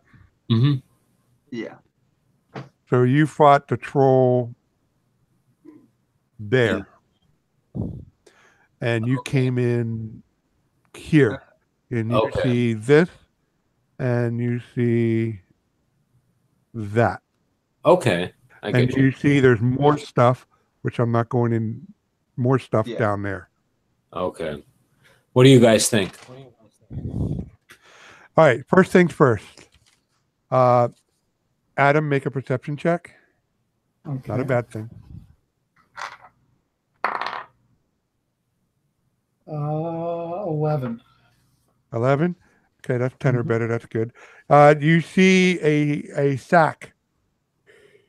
While they were busy dealing with the troll, you noticed before you were acting, now you look around, you notice there's a sack over to your right in the room with the troll. Okay, I'm going to go check out the sack. You open it up and you find there's at least 12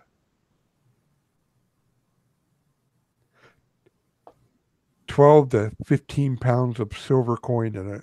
Oh, very nice. So you estimate there's like probably about 3,000 silver coins in there. Can I look to see if there's anything that can be harvested from the trolls? You certainly may. Roll a d4 twice. D4 twice. Okay. Where is my D4?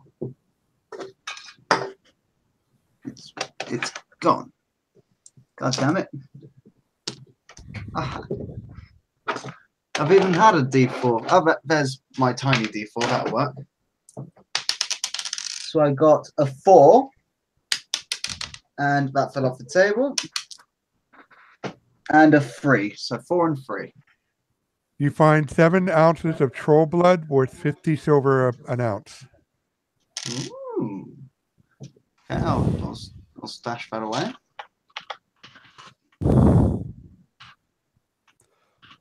All right. So where do you go further in this cave? I think we should maybe we should walk to the end this time rather than go incrementally room by room. What do you guys think? I'm fine with that. Sure. All right. So why don't we walk all the way to the end of the passageway? Okay. So you go to the end. You pass the cave entrance and then a passageway on your right. Mm-hmm. You distinctly hear water, the sound of water from down that way. Not rushing water, but drip, drip, drip. You know, that cave water sound. Mm-hmm. Then you pass the bigger passageway on the left, and there's another animal smell coming from there. There's something layering down there. Faint, not immediately. That's not the layer. It's further down the passage. Can I And then do you get to a the- survival check to try and determine Huh? what sort of animal Yes, this is? by all means. Yes. I got a 14 on the check. You know what? That's higher than a 10. You don't know what it specifically is, but it smells reptilian as opposed to mammal or avian. Yes, there's a scaly bastard down there. Oh, and there's the distinct smell of brimstone. A A scaly, reptile. a scaly volcanic weirdo. Brimstone. Oh God, you don't think it's a dragon, do you? Bloody fairies.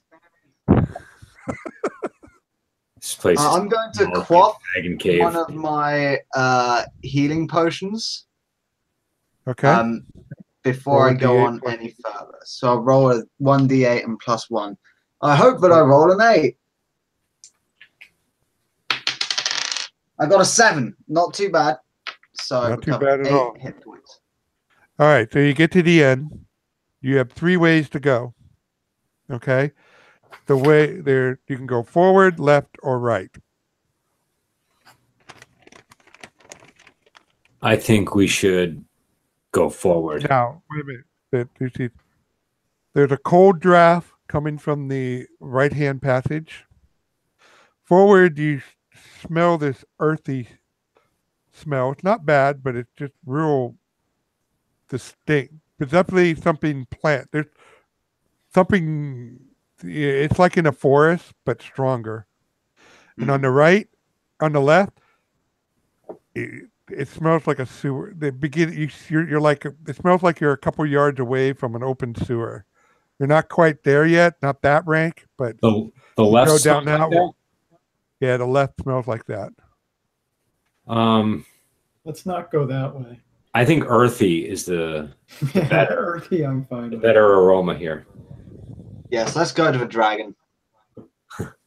I mean, it fits into whatever story these fairies are trying to tell, so you know.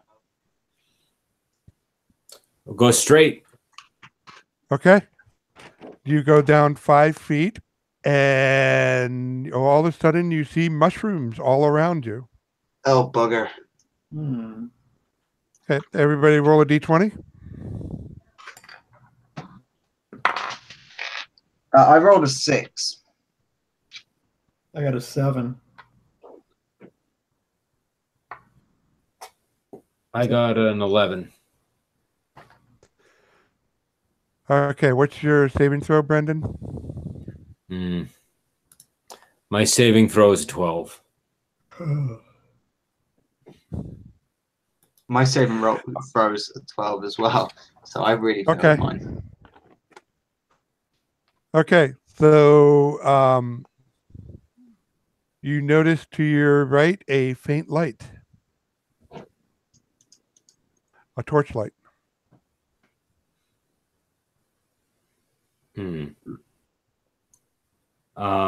So wait, we noticed Not the like right, not where the cold air is coming from, but there appears to be a passageway to the a narrow passageway to the right. It continues on down. You can actually see the end of the this 15 feet down. You can see the cavern petered out, but there's a passageway to the right. so like a almost concealed passageway type thing. Oh, you know what? I better just show you. It's just Yeah. way easier that way. Okay. Like, Oh, I like get that. you. I get you. Ah, It's reversed in the camera, but this is what I you're see. seeing, and the torchlight is coming down from there. cool. All right. Well, why don't we poke our head in there? Okay. You see the young boy and the girl tied up. Anybody else in the room? Nope. All right, go in, untie them. Oh, and you see a large chest there. Ooh. And you also see an armory. And a what? Oh, An and the maid armory. helper. Oh, an armory. An armory. Like a armoire, you know, a closet where they hang clothes. Right. We should No, ask a cabinet that where they hang clothes. Sorry. we should ask the kids before we open either of these things. They might have seen something. They're all tied up, gagged, and they look really happy to see you. All right, I'll unbound them. Okay. And thank goodness you came. That was dreadful. I don't know what happened. We were just kidnapped by fairies and brought here. well, we're gonna get you out of here. Okay. Kidnapped by who? By fairies. Where are these fairies? I don't know. They just left us here with the light of a single torch. And I guess, I don't know, this is their treasure room. I know they have gold. 1 second before you say anything more. And so the valiant heroes saved the young lad and lass from certain demise at the hands of the trolls. They were rewarded with lots of treasures and fineries, and the lad and the lass lived happily ever after. Can I do a professional literary check just to see if that's a satisfactory ending? Okay. All right. Should I roll it? Roll. Yep. Wow, I rolled a 6.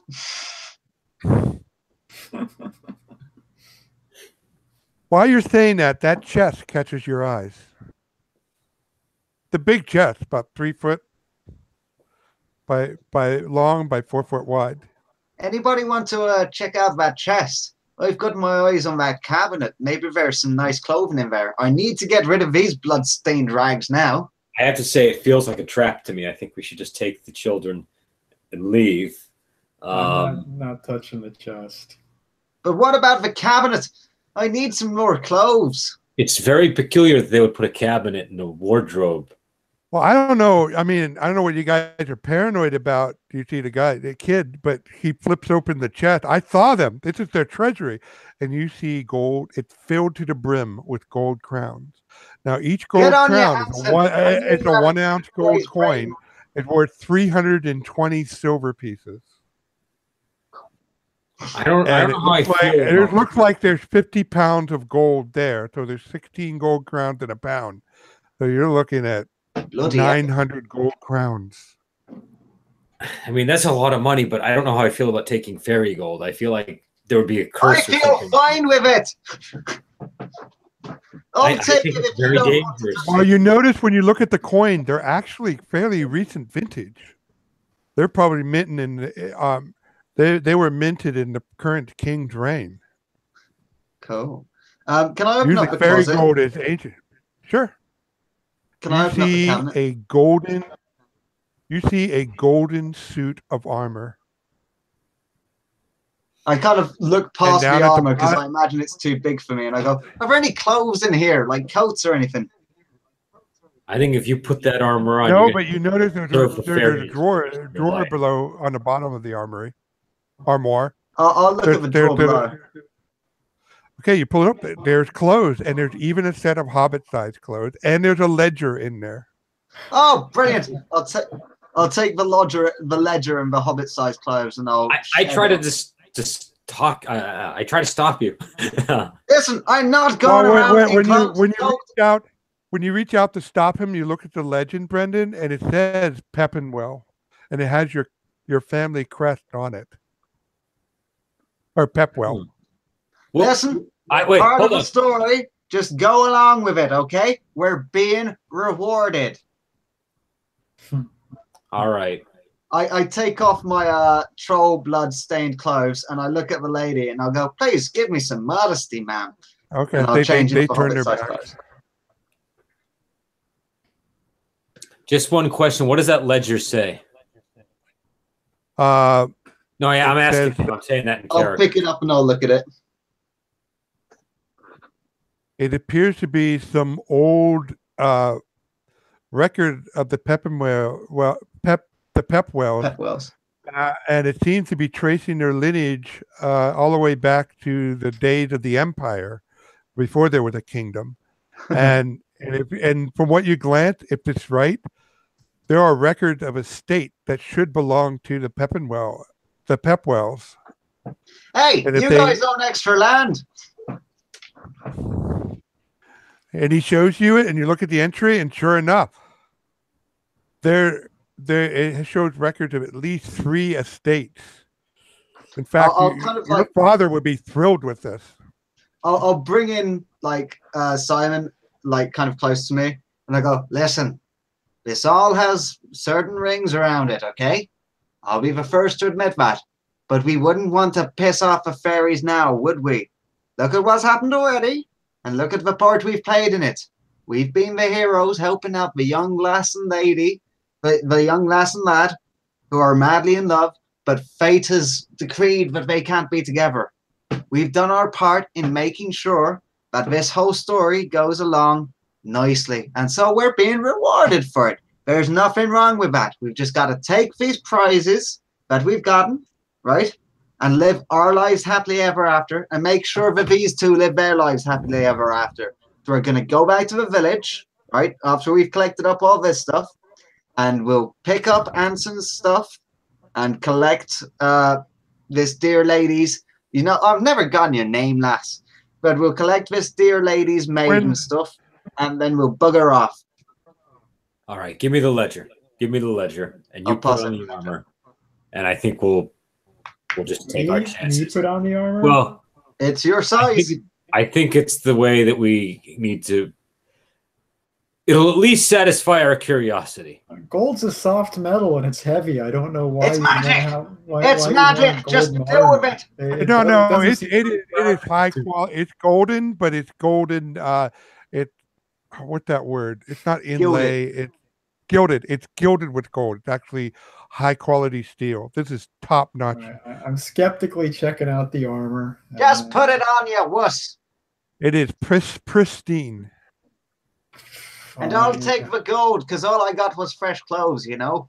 Well, I think the gold is for all of us. Why don't we share the gold? You got the clothes. I got the ledger. He has the armor. We all split. You got a whole bloody kingdom. He's got some fancy golden armor, and I've got some clean clothes. Okay, how about this? We'll split it fairly. We'll split it fairly so We'll that split it fairly, of course. And I suppose my put on- main reward is knowing that these young people's love will be truly recognized and seen to the world. So, Adam, do you put on the suit of armor? Yeah, I'm gonna give in to peer pressure and put on the suit of armor. Okay, so you get on the suit of armor. There's a shield and a sword, a quality shield and sword. And through some testing, you find out that you're wielding a +3 sword, a +3 plate of armor, and a +3 shield. +3 sword and a +3 shield. All right. Right. So, No. and you get a better estimate on the gold, Elliot. There's 1,000 gold crowns in that chest. Oh my God, we're rich boys. all right, let's get this let's get Yes, the let's hot put it out of here. Okay. yeah, we'll start making our way out with the kids and the gold and everything else. Okay. So you're leaving the area. Everybody make a By the way, perception I am check. taking my old armor with me, just to be clear. Yeah. Okay. Fair enough. You got a- bundle it up, tie it in a rope. I got a 5. I just want to be Kelly? prepared when this gold armor disappears tomorrow at sunrise. I got a 9 on the roll. Okay. Adam, make a perception check. All right. I got a 4. Okay. So you leave, you pass the 2 corridors on the left and the right. You smell, fresh flowers coming from the right and a draft of warm air on the left. You proceed down, the cavern has a dry, sandy smell. You see the site of your valiant victory over the trolls, and you head out, and it's a bright, clear day, and your horse comes running up to you, and you see its coat bright and shiny, and all its wounds are healed. And my pony princess, Bear Point too. Yep. Fantastic. I'm not happy about the fact that fairies may have been messing with my horse. That does not please me. Even if it is healed. Seamus, Do you think you Yes. can you make a copy of this ledger? Sure, no problem. But first, I need to sort out this money. How much did we get from inside of there? I know there's 1,000 gold crowns. If you copy this ledger in like It would 2 take. hours. It would take a week's worth of work to copy the ledger. All right. Can you copy the important bit that says that I have land that is I think it's I'll a make sure to cumulative. Yeah, you can cumulative copy that. You data can copy set. that. Okay, I'll do that, which is Alright. probably a professional literist check. If you do that, I'll give you my share of the gold. Oh wow, that's most generous of you. All right, while you're doing this, guys, make a perception check. I rolled an 8 on that check. I got an 18 on my perception check. I got a 2. I rolled an 8 on my professional literist check, and my perception, I got a 9. Sorry, 8 again. So I rolled 8 on both of them. Also, Adam, how much silver did you pick up before? 3,000 silver pieces. Okay, so Or coins. turning this all into silver coinage just for ease. 1 gold crown is worth 320 silver coins, right? So we would have between us at the moment I sent you a message, Brendan. Oh, okay. 323,000 silver coins.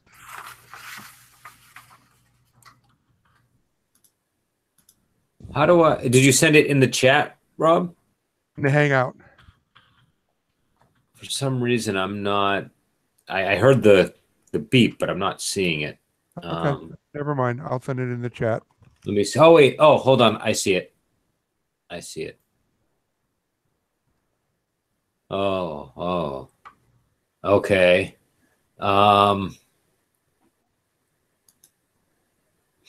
Does anybody else smell apple blossom? No. Now that he mentioned, everybody else smells the astral blossom. I do. When you Give me go around- 1 second. Yeah. Give me 1 second. Don't panic. Don't look yet. And I go, and so the valiant heroes and the lad and lass all smelt apple blossoms, which they knew to mean that surely there'd be apple pie and cider nearby. And I only mentioned this once, but this is occurring during the late summer. And you see that the field is dotted with spring flowers. So first of all, you set up the story so we're stuck picking up fairy gold, and now you want the story to be we take fairy drink and fairy food. I don't know that I like just want to make sure that there's nothing sinister, like cyanide or something. Oh. Well, okay. So why don't we bring these kids back, and surely if there is cider nearby, we'll spot it along the way. Okay, so you start heading back to the village? Mhm. Yeah, the journey is easy. I mean, throughout the afternoon, it's just the fine weather, warm breeze. You get up the road and you arrive at the village, and you're coming up to the south edge of that map that I posted, and you see there's a crowd of people by the manor. And when they see you and they see you with the 2 kids, they all start cheering, "Yay, yeah!" And they start applauding. And you see not only the bailiff, third austere is there, and the smith and the reeve, but you see the abbot, and you see the group, the leaders, the austere, those 5 guys. They come up to you. "Congratulations, well met. You rescue Anson and Quenlis. Yay, yay!" It's all in a day's work for mighty heroes. Well, we have a feast laid out for you. We knew you're going to return victorious, and they take you over to the open air tavern, and you see there's roast pig. They have an ox roasting. There's pies. Are they apple pies? Actually, they are apple pies. All right. Is there any cider? We're still in the cave, lying Yeah. there, hallucinating, eating, like inhaling mushroom spores. That's what's happening. Everybody make a saving throw. I didn't. I got a 10. Yes, I got 16 and my saving throw is 12, so I passed. You wake up in a mushroom patch and you see your compatriots. There is no gold. There is no ledger. There's no golden suit of armor. Just all three of you face planted in a patch of mushrooms. Yeah. Bugger. I rouse them awake. And Okay. I get a scrap of clothing that's not tainted with troll blood. Or a piece of fabric, and I wrap it around my mouth and nose to make sure that I don't breathe in any more spores. Okay, you pull yourself out of the mushroom, and you're back in the intersection. So to the left, there's a fetid smell of a sewer, and then to the right, there's a cold draft, and then there's the other. There's the further chambers in the back, where there was the one on the left where you smelt that animal lair smell of litters and brimstone. And then there's the one cavern that had the sound of dripping water. Well, I chose I'll be last. glad to repeat. I will be glad to repeat any of that if you like. All right. I say we just go get the sewer smell over with. Okay. All right. Let's get that out of the way. Get the what smell out the way? The sewer smell. Let's go to the sewer Smell? tunnel. All right, no problem. I'm down for that. All right. All right, to go 15 feet down the corridor, and you see a long tavern about 30 feet long, 20 feet wide, with a fetid pool of cesspool and piles of refuse that are absolutely disgusting. Everybody make a perception check. Nasty. Maybe it's Everybody make a perception check. I got a 16. I got a 5. Okay. I got a 16. All right. Maybe. That's enough.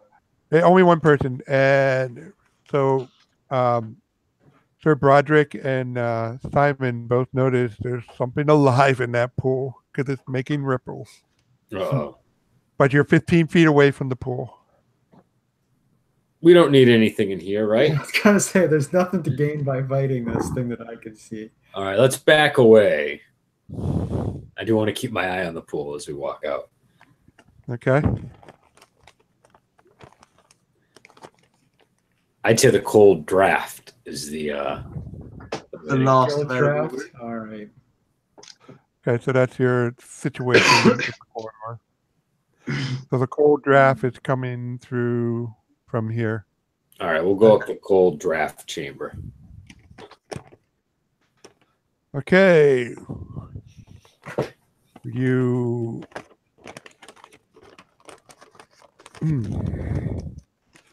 enter a rather large chamber. Oh. You see it is covered with, you see that it's dotted with autumn bushes and dried leaves litter the floor. Across from the entrance, there's a throne, and you see a gentleman dressed in noble gowns and with white hair, with russet brown hair. And you see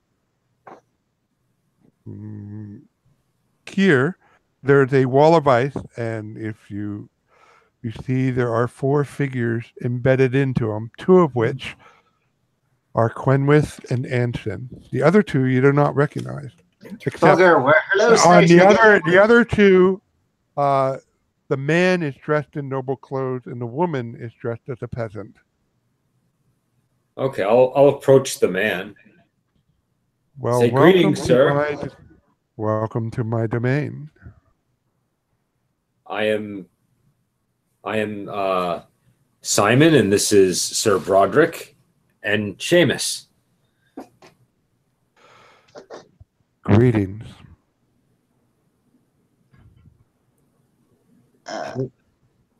It's not going to happen. You will not rescue them. Their part is played. No. What kind of story have you been telling here? I'm sorry, but as a professional literist, somebody who writes stories for a bloody living, this has been a shambles. I mean, come on. So the fairy sneaks into the manor in the middle of the night, kidnaps the two people, bring them back here, and then potentially has them fed to trolls. The heroes kill the trolls and then go to a mushroom field, trip off their faces, see some kind of bug creature writhing around in filth, and then come to the throne room of a fairy king and see they're frozen in ice. I mean, come on, what kind of story is this? It is the story that gave me birth. Jesus Christ. This gave birth to look, you. We have here Anson, the son of the smith, Henrik. Here we have Quinlis, the daughter of Sir Austere. A man with great ambitions but a small mind, who never seems to be realized, and year by year he grows frustrated and takes it out on the people placed in his care, while the monks feast and make merry, indifferent to the troubles that arise about them. Soon, what it would say, the peasants call him a tyrant, mock him behind his back. So your idea of getting back fate this... was happening. Go on. Let's hear your story idea. Your idea of getting back at this tyrant ruler and these indulgent monks is to steal some random bloody smith's son and the daughter of said tyrant who doesn't like what her father does. I mean, the irony in that is just dumb. The best things that they produce in the world, the things that could potentially have an opportunity to change the lots of all those people from where they come, and you deprive the world of them, when you should be depriving the world of the corrupt individuals instead. Ah. Well, the thing is that Sir Austere's daughter, she is the smith's son. They fall in love. Entirely inappropriate. What did you say, Master? And the DM has a brain fart. That's your character's name, which is Sir Master Pepwell. Well, I think that their love is inspiring, and I think the story that was unfolding as we were trying to arrange for them to be able to realize that love was much more interesting than being trapped in ice. This seems very dull to me. I'm done. Even now as we speak, Sir Austere and Henrik have words. They accuse the two of running off. That you're the would-be suitor, you, the would-be moneymaker, and he points at you, Sir Broderick, you, the valiant knight, are just merely shamming them for some nefarious person. Remember, they're a pilgrimage site. They get a lot of visitors, and unfortunately, they get the baser sort who try to con the natives out of money and stuff. So yes, now that they the con men who come with a writ from the bishop. You're clutching at straws, mate, trying to make your story make sense. I'll tell you what, I'd never publish that trollop. I've got 5 stories written in my backpack which are better than that, and 10 fucking limericks.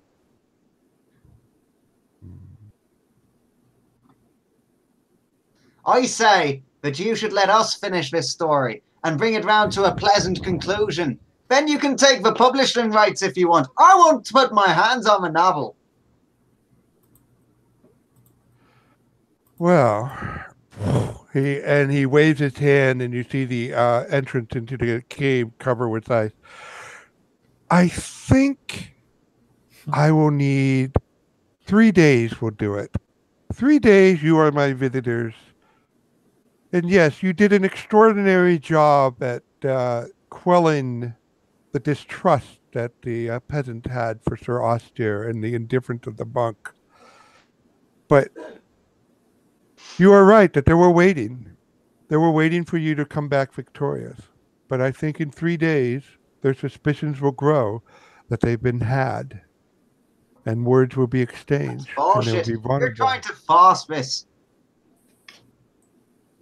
I say that instead You give the best possible ending there could be. You fight with the heroes, you inevitably lose and die, and we present your head back to the village and say, this guy's the one who's been fucking about with all y'alls. Like What do you say, even boys? are my, Shall we kill this man. bastard? You defy here me in my own domain. Oh, suggest shut up you about choose your own your- domain. It's a nasty cave. And you see a flick a sword of ice out of his hand. Everybody roll initiative. Sure thing. Right. I got an 8. I I got a got an 8 6. as well.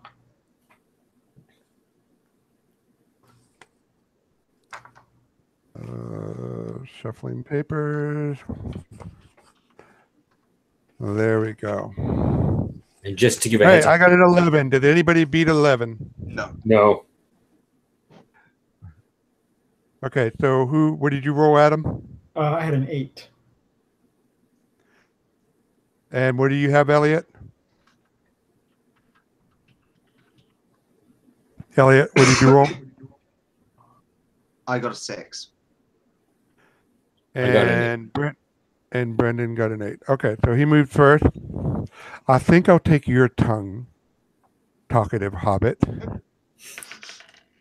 He rolls a 20. Oh, I think he is going to take your tongue. And hits you for 2 points of damage.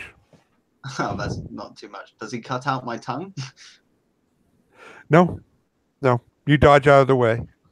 That's good. All right, it is your turn, Adam. Okay. I reluctantly draw my sword and move into attack. Okay.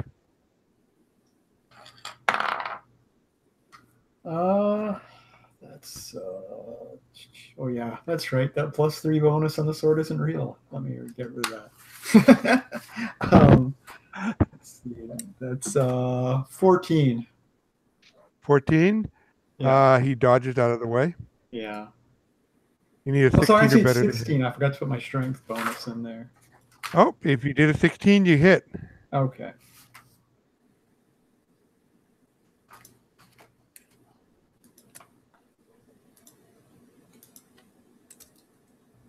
How much damage you do?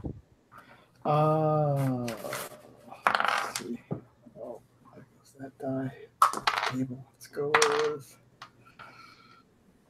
5. 5. Got it? All right. Brendan, your turn. I'm going to fire my crossbow. Okay. 16 or better. I got a 21. That's a hit.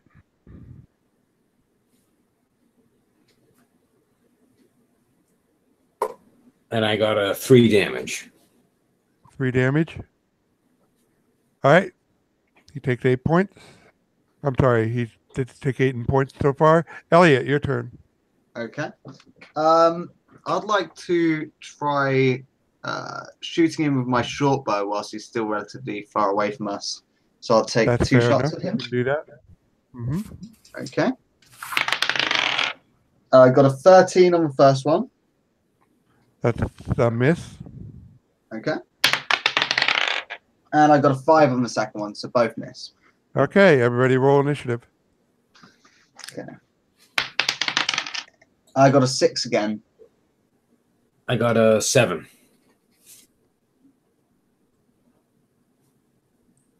Adam? Yeah.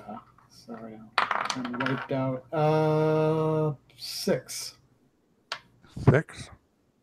He goes first again. And you see him concentrate, and there are now 2 of him.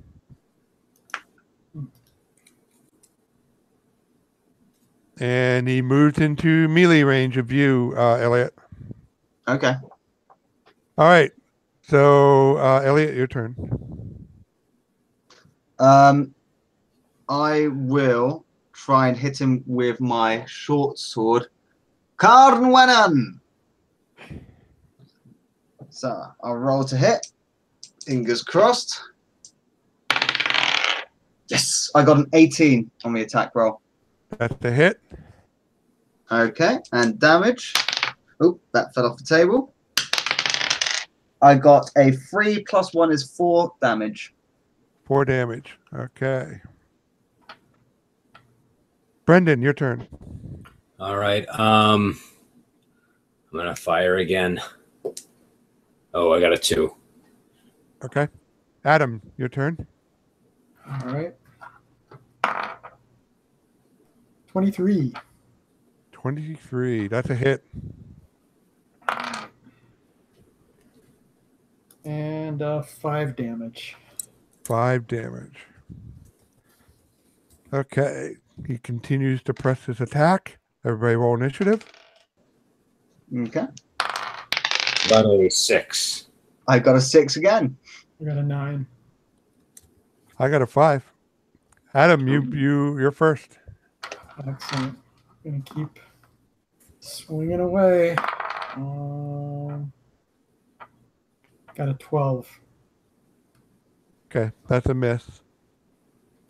All right. By the way, that hit last turn, I randomly rolled to see which image you hit, and you hit the right guy. So he's down to one image so far. Okay. Elliot, I believe you're next. Okay. I'll try and hit again with Cardwinan. Okay. And I rolled a 9 to hit, so I miss. Okay. Brendan? My turn. All right. I guess I'm gonna throw my dagger at this point. Can I? Am I able to drop my crossbow and throw my dagger in this round? Yes. Or okay. Yes, you can. All right, so I'll do that. Not quite as good, but I got a 16. That's a hit. All right. It's not going to do much, but I got 3 damage. 3 damage. All right, he's taken 20 points so far. His turn. Come on. Seamus, tell me a tale. Sing me a song, why don't you? And he slices at you and rolls a 27. Oh! And he cuts you across the cheek for 2 points of damage. I'll take another 2 points of damage. And as he strikes me, I'll go, I once met this hideous fairy, and it made my stomach go Larry. I couldn't quite handle it, and so I thought, fuck it. I'll just fucking stab this guy in his gonads. Make a locution roll on that one. Sure thing. I got 12 in total. He laughs. Okay. Everybody roll initiative. I got a 4. got another I got 5. a 7. I got an 8. Okay, Adam, you go first. All right. I'll keep at this guy. I got a 14. That's a miss. He easily parries your blow. I thought so. Elliot, your turn.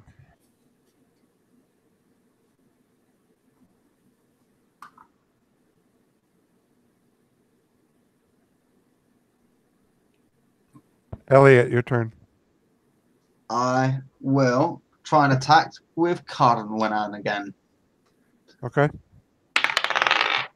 I got 15 on the attack roll. And he just barely parries your blow. Okay. And his turn.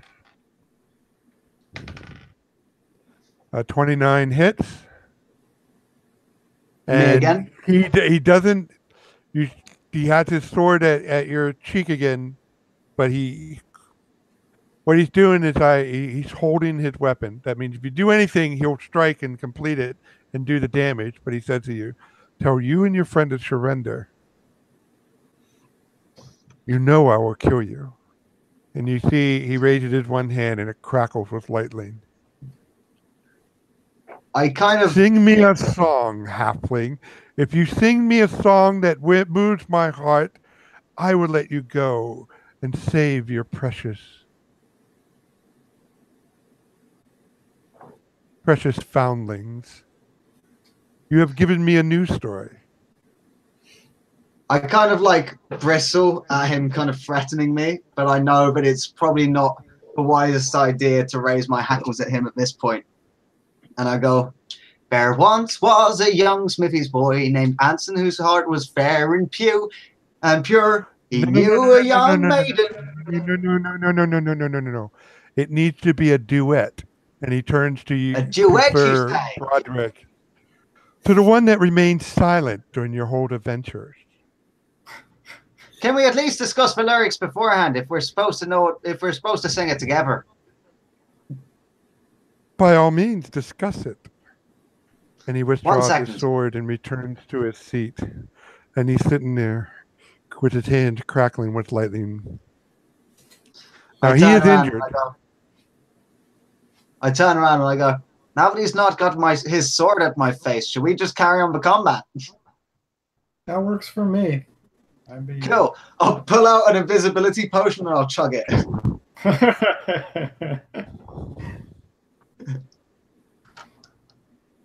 Everybody roll initiative. Rob, I have to head out. It's 10 o'clock, so I have to go, but I sent my character to Adam. Yep. I got it. Okay, well, we'll see what happens here. I rolled a 9. I rolled a 4. What did you roll, Adam? Initiative is it's 7. Okay. Oh, Brendan left. Mm-hmm. Just needed one more minute. Well, Well- I have to go pick his wife up, unfortunately. Yeah. All right. Roll a saving throw for Brendan. You see a lightning bolt come out of his hand and strike Brendan. Oh man! All right. Oh, that's D6. That would work for saving throw. 18. I made it. You made it. So you take half damage. Good So- job. That could be really scary. That's 11. I don't know how current the totals are on this guy. 18. 26. He takes 13 points of damage. That'll kill him. Okay. Will it actually? So you see lightning bolts. Yeah, he's only got 11. He said So it's a you little see him slow. go down. Oh, But you man. notice his hands are not crackling with lightning anymore. It says, well, Does that kill him outright? where is my song? No. He is 4th level. Yeah. And what's his constitution, Adam? His constitution is 11. Okay, so he dies at a -11 and currently he's at -2. Okay. So until he's first aided or fed a healing potion, he'll lose -1 per round. Man, there's nothing like someone giving you their character sheet to run for them and killing them in about 10 seconds. Oh, man. Good thing that he managed to roll that saving throw, actually. Otherwise, Yeah. he would have No- definitely died in one hit. No hope. All right, so that was his round. He had initiative, so it's your guys' turn.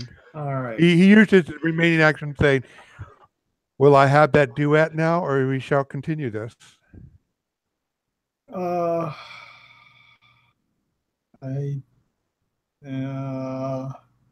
I'm invisible, like, stood next to you, and I kind of mutter under my breath, I am confident in my singing voice. No, I am not.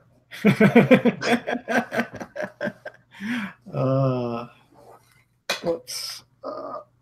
Listen, you charge him, I'll feed a healing potion to Simon. All right, sorry about that. Let's trust in our friends! I'll dive towards Simon with a healing potion in hand. All right, What's his roll a max d8 hit? plus 1.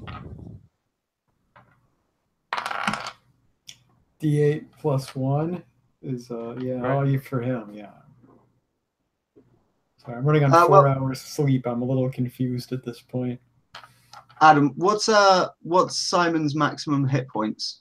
Well, he's got 11 hit points. I don't know if that's his maximum or if that's his. That is his maximum. Okay. He Yeah. must have rolled so shit. Either way, he's on -2 at the moment. So I'm actually going to burn one of my healing potion extras on him, which is 3d8 + 3. Okay. All right, roll it. Do you want me to roll it, or shall Adam? Yeah, I'll roll it. What about 3d8 + 3? 3d8 + 3. I get this 3d8.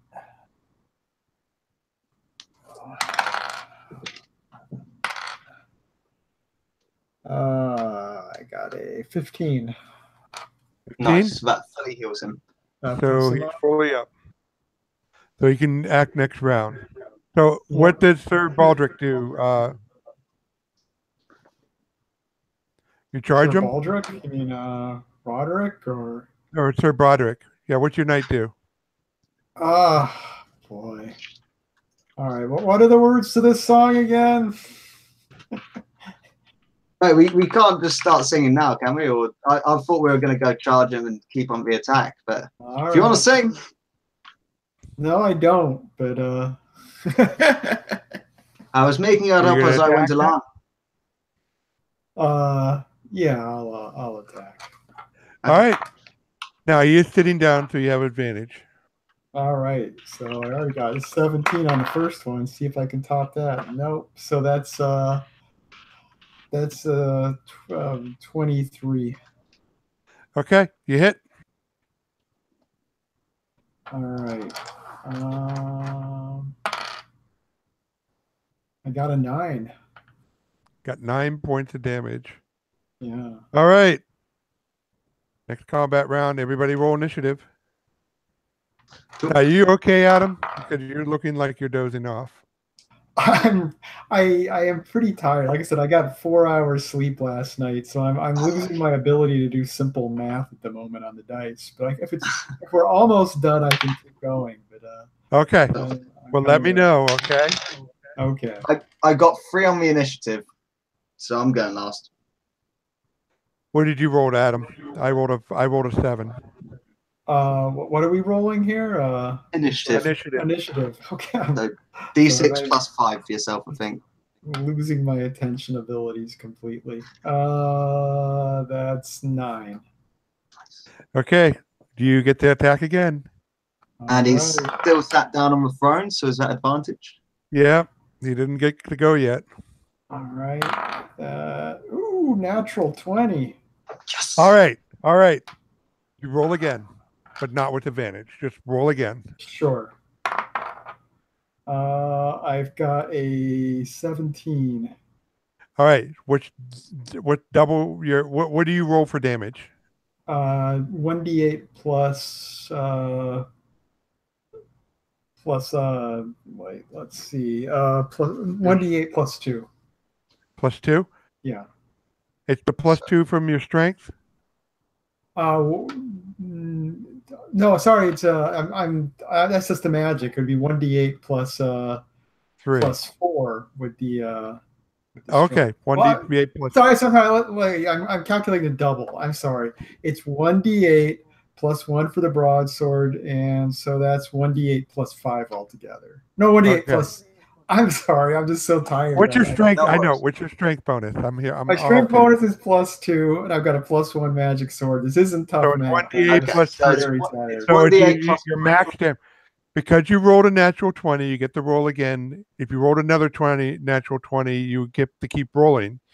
But because you hit again, you do double max damage, which you don't have to do the math on, which is 22 points of damage.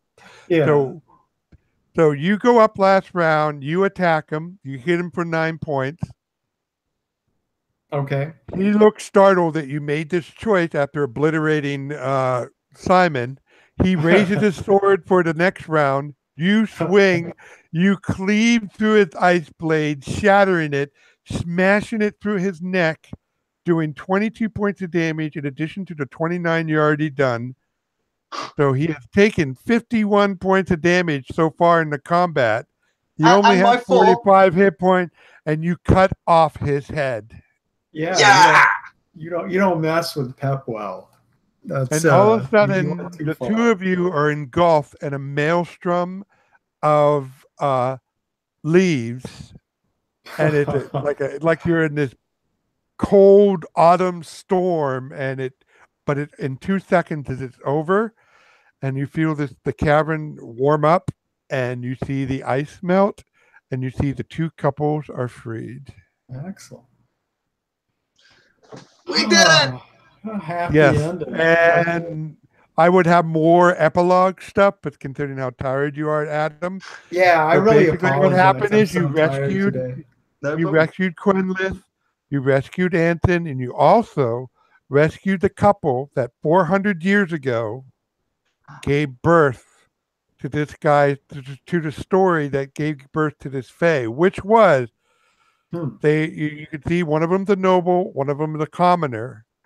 Basically, their village, after they elope with their love, because they loved each other, their fathers got into a fight which pitched the peasant versus the nobles, and in the fighting, the village was divided, couldn't defend itself, and a swarm of orcs came down and destroyed everybody. Oh my god! And that would have happened. That If would have we- happened if you have not defeated the. But you did several things here. First of all, your little scam diffused the tension in the situation. So they're not back in the village fighting right now.